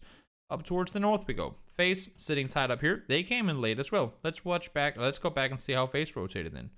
They opted to go not over the west bridge, but they took the east bridge when everyone else had left. They come in slow, full speed forward. HC stops on the edge of the circle. Scouts forward, tries to make sure they're not running into trouble. And also just waits on his teammates. They go forward. New circle pups. They wrap north around. Go up. Go up. Scout. Get out of the vehicles. Scout forward. HC goes north around. They say, nope, you know what, let's prioritize south instead. Uber down here. Fuss down here in phase 2. They keep 2 on the hilltop, so they have overview in the position. MCG already wrapped in. Oath came down, took control of the hillside and the wizard. And now they sit in a good spot in the circle. So smart rotation, pretty straightforward. There wasn't a whole lot of scouting needed. They were pretty clear in their pathing. A lot of the teams had opted to push down towards the south and out towards the west side. So it was a pretty straightforward rotation for Face to push in. The fight with Liquid and Gen G happens. We saw that, of course, just before. And EB is forced to leave. And this is where we were. New circle pops. Goes up towards where FaZe were. Again, FaZe don't really have to move too much. They rotated wisely in. They took control of the north. And with a north hard shift, they can sit tight. EB tries to chill in the middle. It's not easy. There's a lot of different angles that might be able to get eyes on you. But for now we can sit there. What else do we have? We have a lot of players down here who have to now. I mean, again, this, for those of you guys who shouldn't know, although you can see it, this is a big open field. You don't want to have to cross that at any point in the game. But of course, I mean, at some point you might have to. And then it's really going to be up to the team down here below to hold you out. You can try and play these ridges if you're the swamp team. But of course, if you try and put too much pressure this direction, there's also the fear that a team pushes in. Whoops, that a team pushes in from over here. So you gotta be smart. If I'm MCG, I wouldn't want to push up to take control. I'd maybe play outside the building and peek over a little, but I wouldn't do anything overly aggressive to try and get kills up here because of the fear of teams maybe wanting to push in from behind. Observatory is still free. The entire hillside down here is still free, but as you can see, it's difficult for teams really to get there because you'd either you have to transition the open field, go through the swamp, and then over and across. And if you're down here, you could push up into the observatory, but they're also sitting pretty tight right now. The only team that will really have a good position in doing so would be DXG. And Neil is playing across. He can scout forward. He can kind of look in this direction, but he can't really get eyes on here. It would only be Fergus and IQ and Long who could do that from their position for DXG. And also DXG just ain't that aggressive of a team to most likely want to make that push. Sonics get down with 3. Tiggleson comes down to help out as well. They need to take this fight with Burram and then want to get rid of it quickly, because I was just going to say, they want to wipe Burram fast, because as soon as Multi-Circle Gaming realizes there's a team playing behind them, that's them coming down, setting up, and playing contain, right? So they need to wipe Burram before they get third party. And I think they realize that even though they haven't seen MCG, they need to be very fast about it. And they do. They kill them incredibly quickly, but they do get one player knocked. And that alone is enough. Now you're caught on the edge. MCG pushes down. They wanted to take control. They didn't get the kills. And they back off again. Smart play by MCG. Push down. I mean, there's a third party opportunity. Push down, see if you can get a kill. Oh, the fight ended. Oh, they got the reses. Oh, we don't know exactly where they are. We have our fire escape. We pushed down only because we knew that if we don't like what we see here, we can make the push back towards the circle and play inside. It's on the edge, sure, but we're inside the circle. It's the end of the game. There's 30 alive. We have a compound. We can push in slow and play the edge as we please. So smart positioning, smart decision making by MCG there. Sonics, in the meantime, they up to full speed, send it through everyone. They want to wrap around. They've seen that the staircase area is open, and they try to claim that. They managed to do so. FaZe, in the meantime, they realize, you know what, there's nothing happening up here at all. Let's just go up and play the hillside instead. There's no one in the observatory still.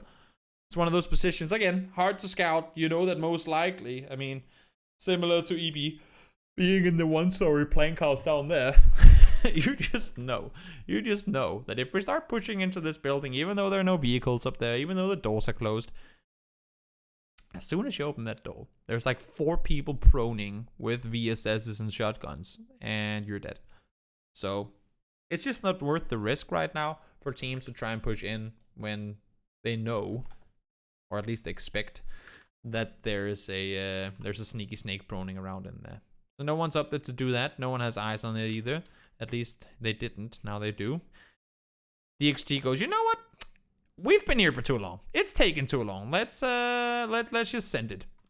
Sonics came down on one side. FaZe had already applied pressure on the other. And I like this play from DXG saying, you know what?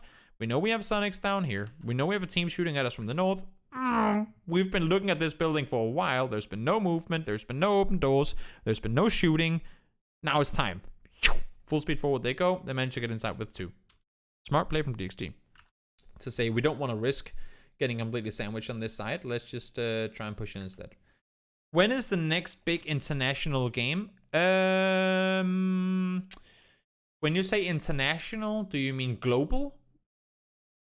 Like, do you mean for the whole world in one tournament? Or do you just mean like the regions against each other? So like the next big world event, I would assume, is going to be the end of the year. Just like we had PGIs, there's going to be like PGI or PGC at the end of 2021 in November or December or something like that. Prior to that, we'll probably, I mean, depending on the COVID situation, we'll probably only have similar to what we saw in 2020 with PCS and those type tournaments. So it's all EU against each other, and like NA and LATAM against each other, and Asia against each other. What's the difference between PGC and PGIS? It was two very different tournaments.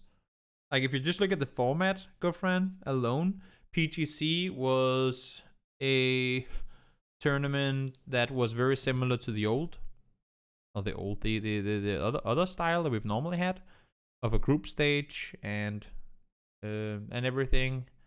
And this one was invite based, hence the PUBG Global Invitational. So the teams were invited. That it didn't have anything to do with qualifying for the tournament. It was invited teams that got there.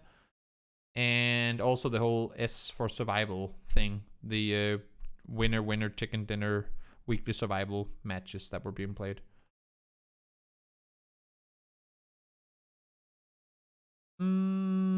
MCG playing it slow on the south. I like how they're doing it.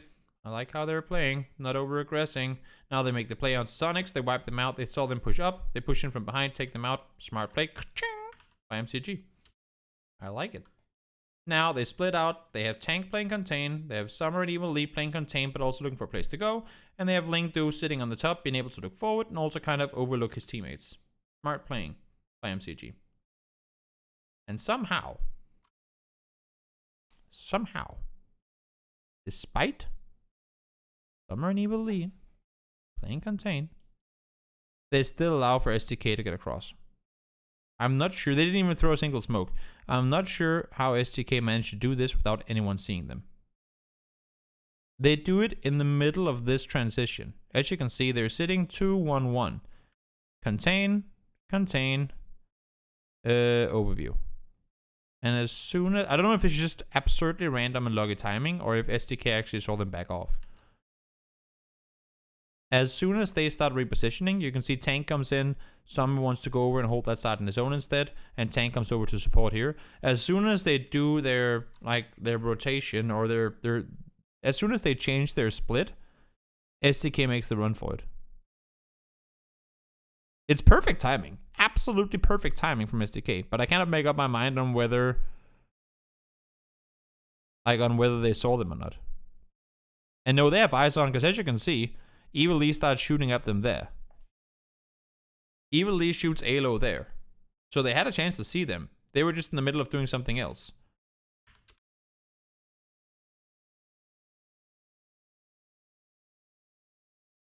Light blue cap with light blue shirt. On me? My hat is gray. And my shirt is completely white. I guess it's just the colors of the webcam or something. Yeah, it's probably the light. There is nothing blue on me right now.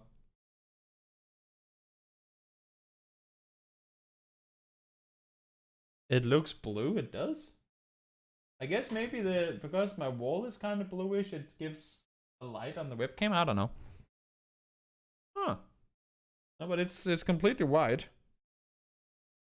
Maybe it's just the coloring of the I think it's got to do with the, what do you call it, white balancing on the webcam maybe. My walls are white. But, maybe it's the white balance on the webcam, I don't know. Either way, MCG tries to push up initially. They realize, you know what, let's not do that. Let's push in towards DXG instead. They take the fight inside. They end up getting the kills, but they lose 2 in doing so. FaZe, it's been a quiet game for them. How many kills do they have at this point? 0, 0, 0. They have only got 1 kill with 9 players left. So it's been very quiet for them. They played Contain. I mean, they did all they had to. They played Contain. They made sure no one can push. They made sure no one can push. They made sure no one can grab underneath and take control. Made sure no one can come this way. The fact of the matter is just that no one tried. Everyone fought their way in from the south, and FaZe just never really had a position to take a fight against any of them. So Gustav plays behind, plays the overview position, realizes that, well, there's no one coming there, so let me just push into the circle and hold with Phosphase instead. They're both sitting below here, with MCG up on the kind of the top of the hill.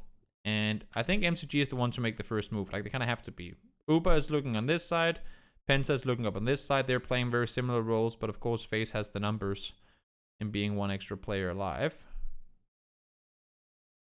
Boom, goes the grenade. Fuzz throws one in, gets the triple or the double kill. And now it's just a straight up 4v4. 2 nades, gets knocks. Penta gets shot. And easy peasy lemon squeezy for FaZe Clan. They get the kills. And they end up with 4 kills. Not the most kill heavy game, but still, I mean, a 14 kill game is better than anything else. And also, I mean, not only that, but for FaZe, that's another thing that people don't always keep in mind when you get a low kill game. Not only do you get that win, even though you don't mind, like, even though you might not get that many points off getting the win, but you take that win away from someone else, right? So that's pretty good. Pretty good way to get 10 points and also making sure that no one else gets those 10 points. Game number 5. I know that was pretty basic, like common knowledge, but still, it's something that people don't always think about. Game number 5. Any specific requirement for being a pro player in PUBG? Not anymore. It used to be that you have to be at least 18 years old. But that's been... Has it been put down to 16? Or has it been removed completely? I'm not actually... I think it might have been put down to 16. I think it's been put to 16, but I think that's it. Wasn't it 6 kills? I think it was only... I mean, maybe it wasn't updated completely. Could have been a 5 or 6 kill game. I'm not sure. ESL is 18? Maybe. I'm actually not sure. Maybe some are still 18 years old. I wouldn't. I mean...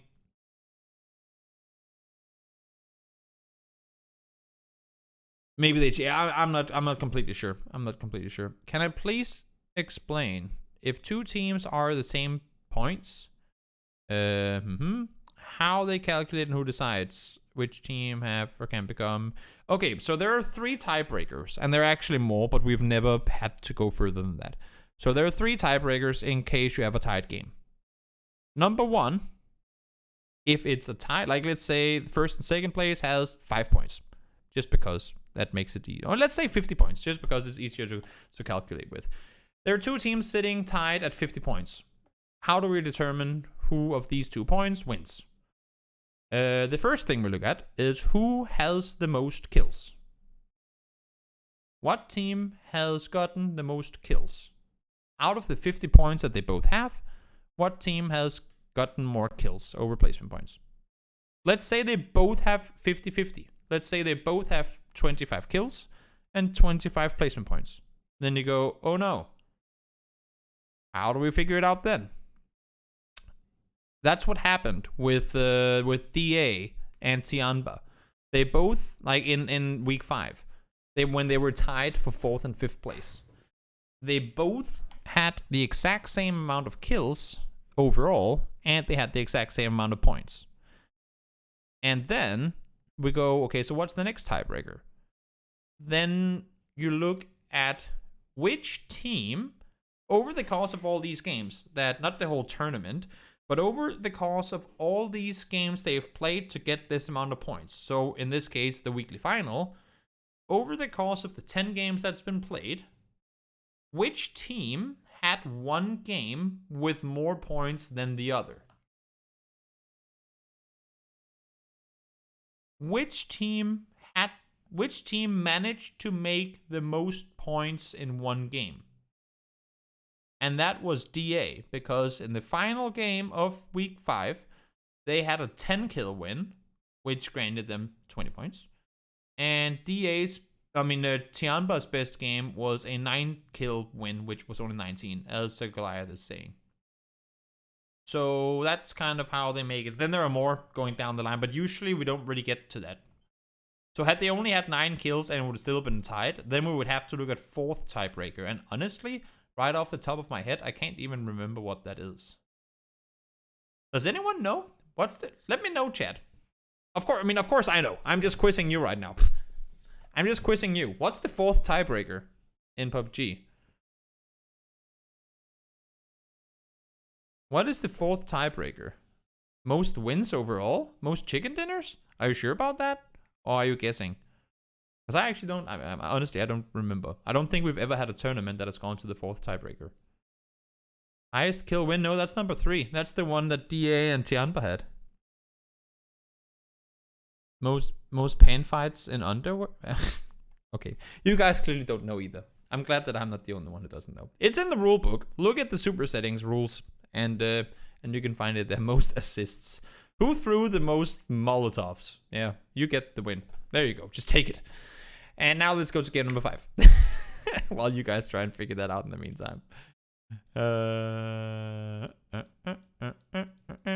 Western Plain. Easy peasy. Anything out in the ordinary? No, not really. Nothing stands out. Do you know what standings would have been if it wasn't money that determined for all 6 weeks combined? No, but I strongly assume that a team like Oath would have had a lot of points. Even though they didn't win a week, they still played all the weeks, you know? So that alone, I mean, they got to play like 10 games more than many of the other teams. So I would assume that since they got to play 10 games more than everyone else, that they would have the most points overall, even though they didn't actually play that well in the weekly finals. But I haven't seen the leaderboard like that, so I don't know. Great job through the event casting. You as well as the casters do a great job bringing the action. Oh, thank you so much, Madonna. Much appreciated. Much appreciated. Apart from Damo and Kia, who else missed every week? Did Destination Gaming White qualify for weekly finals? I'm actually not sure. Now I have to look it up. God damn it. Weekly finals. Week 1. No. No. No. Week 4. No. Week 5. No. Week 6. No. Let me just double check week 2. Now I can't remember. Destination Gaming White. Did you qualify for weekly finals? No, they didn't. I think those were the only 2. I know, Onheim. We breached 16k today. It's pretty huge. It's pretty huge. It's invitational, so total points for all 6 weeks don't count. No, exactly. Yeah, Detonation K7. Yeah, they K7 made it through for 1 week. Great job throughout the entire event. You wasn't here for 2 months with non-stop PUBG. I'm glad you liked it, Lucas. I'm glad you liked it. Watch 3? What? I don't know what you're asking, Goliath.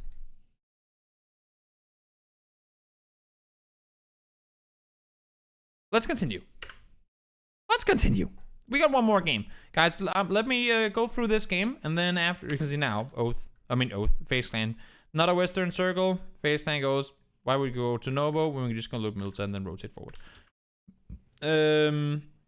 Let me finish this one, and then we'll let me finish this one, and then we will talk about all the other stuff afterwards. Circle, up towards the north we go. Pretty straightforward one. Zenith has shooting range control already, maintaining a pretty decent 2-way split up here. Infantry plays in slow. 4am has got themselves a good split around MCG, but realize, we don't really like sitting around this position. I'm surprised by why MCG would not 2-way split this. Maybe it's the pressure from, because you can see they're already 3-1 splitting. They loot here. They land here and loot here. This is their loot split. So the fact, like, why do they prioritize the double compound over something like this, or maybe 2-1-1 splitting that? Of all the buildings here, I would say that this one is the least valuable. But maybe I'm wrong. Maybe I'm just wrong. But either way, that's what they do. They make their way up towards the compound. Summer goes up on the hillside. Lengdu backs off as the circle comes north. Sits up here. Now they're 3. Maybe they're just sharing some loot. Maybe that's what it is. Now they hear 4 a.m. driving past. They go up to force them away. Summer pushes out, falls back into the compound as he realizes that he has teams on the other side as well. And now they're sitting in a 3-1 split. Infantry pushes over. 4 a.m. wide 2-1-1 split or 2-1-1 split. As we make our way further up towards the north. Afrika Freaks, 2-way splitting up in this area.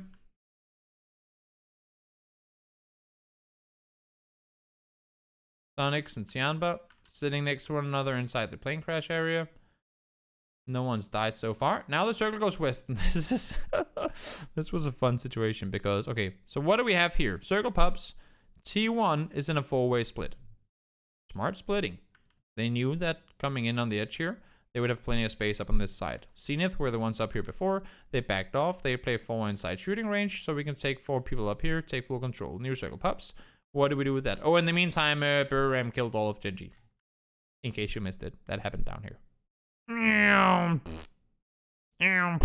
They all died. Only Loki survived. In case that I didn't feel like I needed to mention that, but now we did. Base come in late. Want to scout the way forward. Maybe wrap north around to get an angle. Oath has to find their way in as well. They trade, trying to wrap in. We'll probably go Ross or kill to scout bridge. Scout west side opportunities. Or they will go out towards this side. I would expect them to go this way. Sonics and Tiamba still playing around the plane crash area. And now, of course, with the circle shifting, these positions all of a sudden aren't that valuable anymore. When you have the compound up here, we've seen MCG win from here. We've seen other teams win from here as well. Do I have any idea why Esther did what he did? Genji rotating with Esther miles behind. They drive across. With this circle shift, they do not expect the team to be here. So whether it's Buram having really done their prep or what it is, I'm not sure. But they call it perfectly. Pio goes down. They get a knock on Konaxi in return. They know there's a knocked player.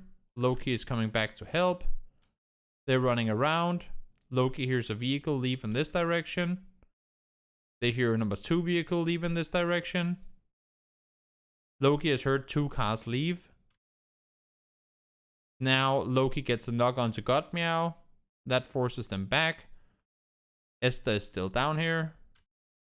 Now that he got the knock and he had heard 2 cars leave in this direction, maybe they think, great, it's a 2v1. We even got the flush there. You should be safe to cross now. These 2 guys have already left. You should be able to come to me. He didn't know about Noadra's position. He gets killed. I don't think Loki knew that Noadra was there initially. That's what gets him killed. He only knew about the other 2 guys having left early. If that answers your question. Chinese team should also be at the venue. Japanese team were there, so...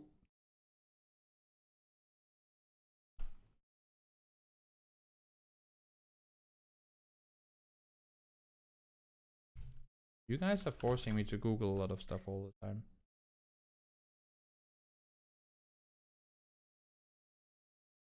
No, the Japanese and the Taiwanese teams were not there.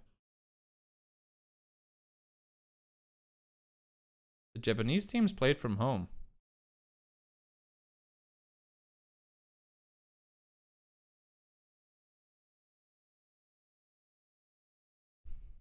Yeah, the Japanese and the Taiwanese teams played from home.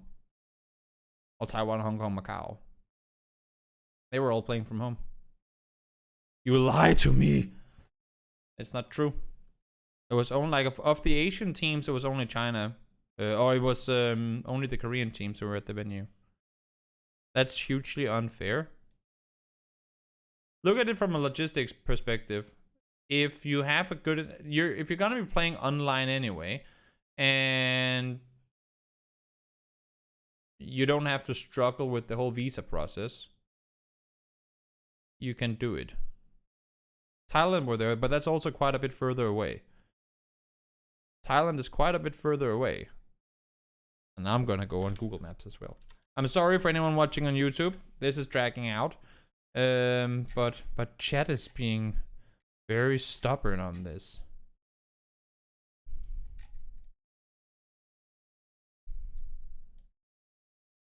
Okay, chat. This is South Korea. This is Shanghai, where pretty much all the Chinese teams play.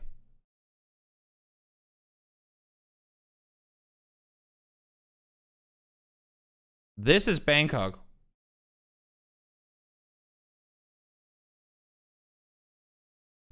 This is South Korea. This is Japan. This is Taiwan. This is Thailand. There is a difference in ping if you're here or if you're there. And PUBG determined that that ping difference was big enough that they should be there. And this is Toby. Exactly. So honestly, I think with what they had available and what they could do with it, it was the right decisions that were being made. New circle pups. Let's go back to the game. We are sidetracking too much. We'll go over all this stuff afterwards. Everyone now has to make the rotations towards the west. And one of the main issues here, not necessarily an issue, but one of the points that people can kind of get tripped up is sovereignty, of course. And then you have this big, massive field. It's probably more like that outside of sovereignty. That's pretty terrible to drive through as well. If there's a team sitting here, if there's a team in the bunker, if there's a team on the hill or a team inside shooting at you as you come driving through, you're driving quite a long time without anywhere to go for cover. So this is pretty dangerous to drive through. So many teams would most likely opt to go north around or try and somehow get up into the forest coming in from the east. We have 1, 2, 3, 4, potentially even 5 teams coming in from that direction. So let's see what they opt to do. DXG, straight into the city they go. Liquid, wrap north around into the water. Base, play it slow. SDK, play it slow. They just take what they've been given. Base, wrap around, try and take a fight. They realize, oh, this looks so confusing. How did Uber get knocked there? Base look confused here. They come in. Uber is playing behind. Looting up, rotating further forward. It just looks like they're not completely sure what they want to do. Base stops, and I think Fuss here stops and scouts. Ghost stuff comes down. 8 comes down. They check the compound. Ghost stuff gets tagged. They realize, okay, we don't want to crash that. 8C turns around. Ghost stuff goes with him. Fuss goes with them. They go up this way, and then they trade out there. They go back. Now they're just driving in circles in the field. Uber gets knocked. He's in the blue. 80 has to stop at a shack. And now they go back up north. That was a whole lot of driving. A whole lot of very confused driving in order to find out where they wanted to go. There must have been some communication, like struggles or something. Or just like, you know how they, like you make a plan and then you change that plan and then you make a new plan and then you change the plan. They were driving to confuse the enemy. Ah, that's what it was. 4 billion IQ play. They were just, he pressed F. Well, that's unfortunate. Hey, Pave, how are you doing? This shirt looks blue. Is what it is. Can't do anything about it. I can make everything look blue if that's what you want, but we're not going to do that right now. So, circle goes up towards the north. We're moving from not that much playable terrain to less. With shooting range still being in, with the hillside still being in, with the compound still being in. There is so much area here that is really difficult to play. The entire hill up in this direction is really hard to try and take control over. You can sit in the little dip there. You can sit up inside the shack. You You have the hill down on the other side that kind of goes down like this. And then you have the big flat pancake-ish plateau here that you can't really make use of, especially not when you have liquid sitting in a two-way split over the top. So a lot of terrain in this circle that is incredibly hard to really utilize. Again, infantry playing wide split on the south side. Ram coming in late, of course, because of Gen G. Has to figure out what to do. Phase, they made their rotation, and then they're coming in this direction. I think that drew it up pretty well. And DXG, they're coming in from the north side as well, trying to figure out what they want to do. SDK, Phase Clan goes over the hill, loses one. They have to come into a shack. That's, of course, never what you want to do. But again, this hill here and the hill here means that if you're coming in from the east side, you just can't scout anything. It's incredibly difficult. Like, these western shifts in these type circles are really, really hard because you have no way of scouting. Mountainside, the mountain goes up here. You just cannot see anything. So as soon as Phase fly over, like as soon as they come flying over here and keep going forward, they have no idea what they're driving into. And now, as soon as they're landing in the vehicles, they're getting shot at from there, shot at from there, shot at from there. They just have to crash something. They know for sure that this is going to be taken. There are only 2 left alive. And yeah. Sometimes you got to do what you got to do, and that was the only place they could really go there. Still 53 alive. That's tough. 4 AM crashed in the meantime. They came down inside. And both teams taking casualties. SDK, they've been playing slow. They took over. Like, where Phase, they were driving around trying to find out what they want to do. SDK, they saw the opportunity to push down and take this when a Freak of Freaks left. So they took this, then they wrapped in and took this. Now they're wrapping in and taking this. Just playing slow. Take what we're given. Don't overextend. Play it slow and try and take control. Make their way forward. Here is the next shift. Here's the next shift, guys. What the fuck am I seeing? And we're excluding this hillside. That's something, because now we can kind of start utilizing this to some extent, but still not really, because this hill is still in, so they can shoot down in that direction. You can try and wrap below, but the compound is still there, and you have a 3-1 splitting liquid right now. They know that DXG has to make their way in somehow. DXG can only really go up here, try and cross over again into an area where they have no info, or try and wrap north around where, of course, Liquid up sitting perfectly to try and take them down. I like this 3-1 split from Liquid. DXG comes over the hilltop. They sit tight. EB spots Phase Clan inside the shack. Buram wraps north. Smart splitting from Buram as well. I mean, of course, they don't know that Loki is here, but scout forward, scout forward, scout forward, see what's free. And also, not only that, but you get into the quiet side of the circle, whereas so this down here is fucking chaos.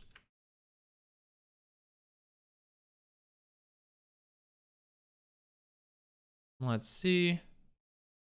Everyone's fighting down here. Again, you can't really utilize this hill at all when all these positions are still in, so everyone's forced to just... Like, this pretty much becomes a city. Even more so now that the circle goes back there again. It's just absolutely garbage to have to fight through.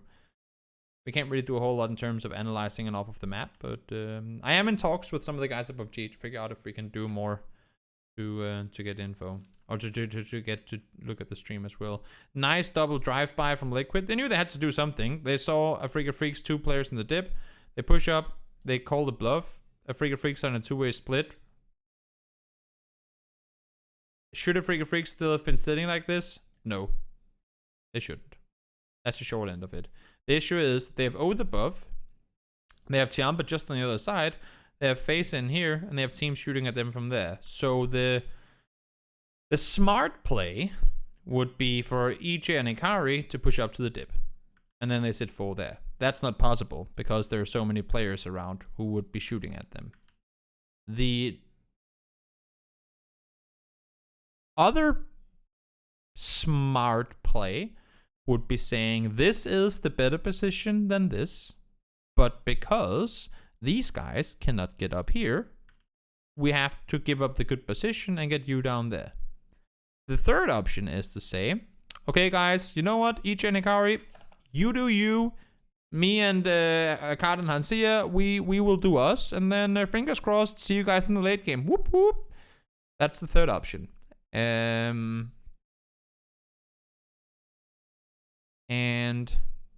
And that's kind of what they end up going with. They can't get back together. They can't really make this split, either like cross either direction. And they end up sitting apart from each other. Liquid, I don't know if they see that they're split, or if I know because they're all the way back here. I don't think they see this split. They just go, well, we know there's a split like position there. Let's just crash it and see what happens. They end up going up there. They end up taking it away, and Freak of Freaks lose too. Not a whole lot more they could do. Smart play by Liquid to go up and take control in the center of the circle there. They knew, they didn't know, but they probably expected there to only be 2 in this position. Because you usually wouldn't be sitting 4 in a spot like that. So they go up there, try and play it smart from there. Multi-circle gaming comes in from the south, or from the northwest. They're playing it slow. Circle goes back the hill again, and once more, this area is just, it's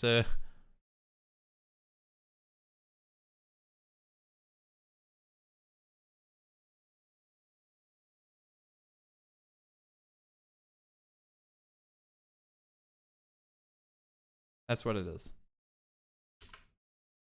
Especially when you have to leave it. Especially when you have to get out of there alive. It's really, really not easy. It's the pirate zone, correct. This is where piracy happens. This is where they download all the stuff on Pirate Bay and all the different illegal platforms. I liked Liquid trying to hold off here, but I don't know if they were biting off too much. Like biting off more than they could chew.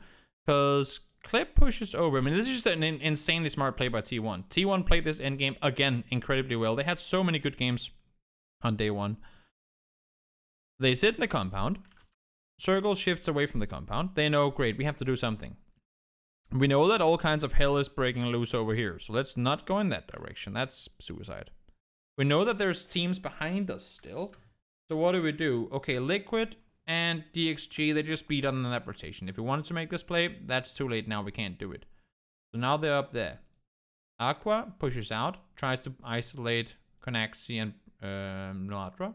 They're forced to wrap further around. Stylout comes out to help him. They can sit here and hold out. They can make sure that no team can come back here. So they're essentially playing contain. Whenever I make this and a line across, that's me trying to say that they play contain. They sit here and they make sure no one can cross this line. I hope that makes sense. Like they're blocking off people trying to make that run. That's their job. They don't want to push further this direction. They just want to go over here and say, no. We're making an imaginary wall here and you guys are not going to cross through. Same thing is happening on the other side. Danchi and Adder, they're sitting here right now making sure no one's pushing down this direction. Because if they can keep people far enough away on each side, that should allow them to make a play to the hill down here. As long as they know, like they could not have run from the compound straight up here and played this position. Because there could have been people over here shooting them. There could have been people up here shooting them. It wouldn't have worked. But because they now say, let's go out and clear this. Let's sit here and clear this. That's going to open up a play in the middle. They sit tight. They hold. Danche pushes over. Still holds. Aqua pushes over. Still holds. New circle pops. It goes to them. Now is when we make the play. Before teams start pushing over aggressively in our direction, before teams start swooping in, before whoever's up here takes this, before whoever's down here takes this, now is when we make the play across and sets up shop on the other side. They go down, they hold off. 8 is stuck in the shack. He can't really do a whole lot. They wrap back, they take the position below. Really smart play by them. Can't I move my cam and this stuff under up to the right corner so at least you don't spoil first and second place? I could. I haven't done it now, but I could. But the games have already been played, so I assume that for the most of you guys, you know who won those games. But I could do that. If people want me to do it, sure, no problem. It's the last game for today, but I can do it for the next games for sure. No issue in that at all. It's not going to make a difference for me, so if it makes a positive difference for you, then no problem. Liquid, again, they try to hold off. I mean, again, not interested in pushing, but they try to hold off against DXG. They throw some nades down there. They get the reses up, but so does DXG. They know that 8C is out there. He's going to get stuck. He's going to die to blue, I believe. I can't remember exactly what happens.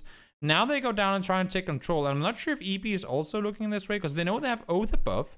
They now know they have T1 under, and T1 plays this one incredibly well. They have Danche over on the other side. They've already taken out the vast majority of multi-circle gaming inside the shack. Danche pushed across, through nades, through mollies, played contain, didn't allow them to get out of there. They're dead. In the meantime, T1 is wrapped over, and all this happened while Liquid were fighting against DXG. Sonics, not in a hurry to really go aggressive anywhere. They're playing contain up here, saying they shall not push up this mountain. And at the same time, Shrimps is trying to make sure that Oath can't wrap over in this direction.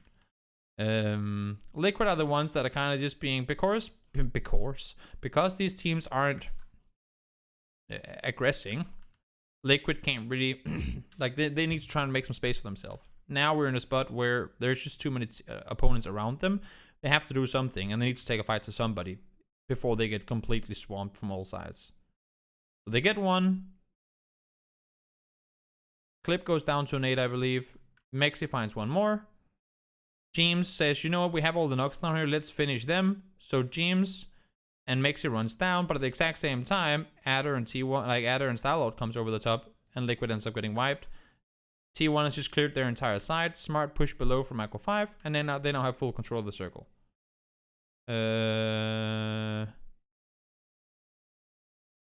Yeah, maybe. Maybe it could have. There's a chance. Oh yeah, he was blocked in there. That's right. He was blocked by the vehicle outside. That's true. He could have. I mean, they knew that he was there, so it would probably just have been a kill for T1 anyway. But there's always a chance. There's always a chance that could have happened. Sonics up on the hill now with Oath playing the southeast. They don't want to fight each other right now. T1, again, not in a hurry. Adder's just proning, playing contain. Again, make sure they don't push down this direction. And if they do, Starlord can wrap over and help. They're just waiting for these two teams to fight. There's still 9 alive. They're 4 up. They know there's got to be at least 1 more, like 2 more teams alive. They slowly push up. They spot Patcaps. He's behind the building. Now he's knocked inside. Play contain. Sanchez making sure no one can wrap on the west side. Now they win. Now they got the other ones down. Push up, take control, kill them off. The way that T1 played this game and the way that they played the way that T1 plays this game and the way that T1 played the Miramar game that they then in the end ended up losing against Sonics is the way that I've loved seeing T1 play when they've done that. They've also had tournaments and games where, I mean, games in this tournament, I should say, where they've looked like they had absolutely no clue what they were doing. The communication was off. They do stupid pull-ups on compounds. They do weird things that don't really make any sense. And then you see them go out and do something like this, and you go, damn, they're one of the best teams in the world. Because the way that they split, the way that they take control, the way that they, like the way they split out and take control early to then go back to the compound, to then go out, contain, give them a place to go, make a good third-party push on this one, play out and hold contain, force them to fight each other, push up and third-party in the end. It's so smart. They play it so incredibly well. Sometimes. And then other times they do stuff that makes absolutely no sense. But yeah, this one was a great game for them. Great game for T1 in this case. How many kills did they end up with? I'm not exactly sure. But a really good game for them nonetheless. But if you're watching on YouTube, that was game number 5. Final game of day number 1. I'll see you all in the next video.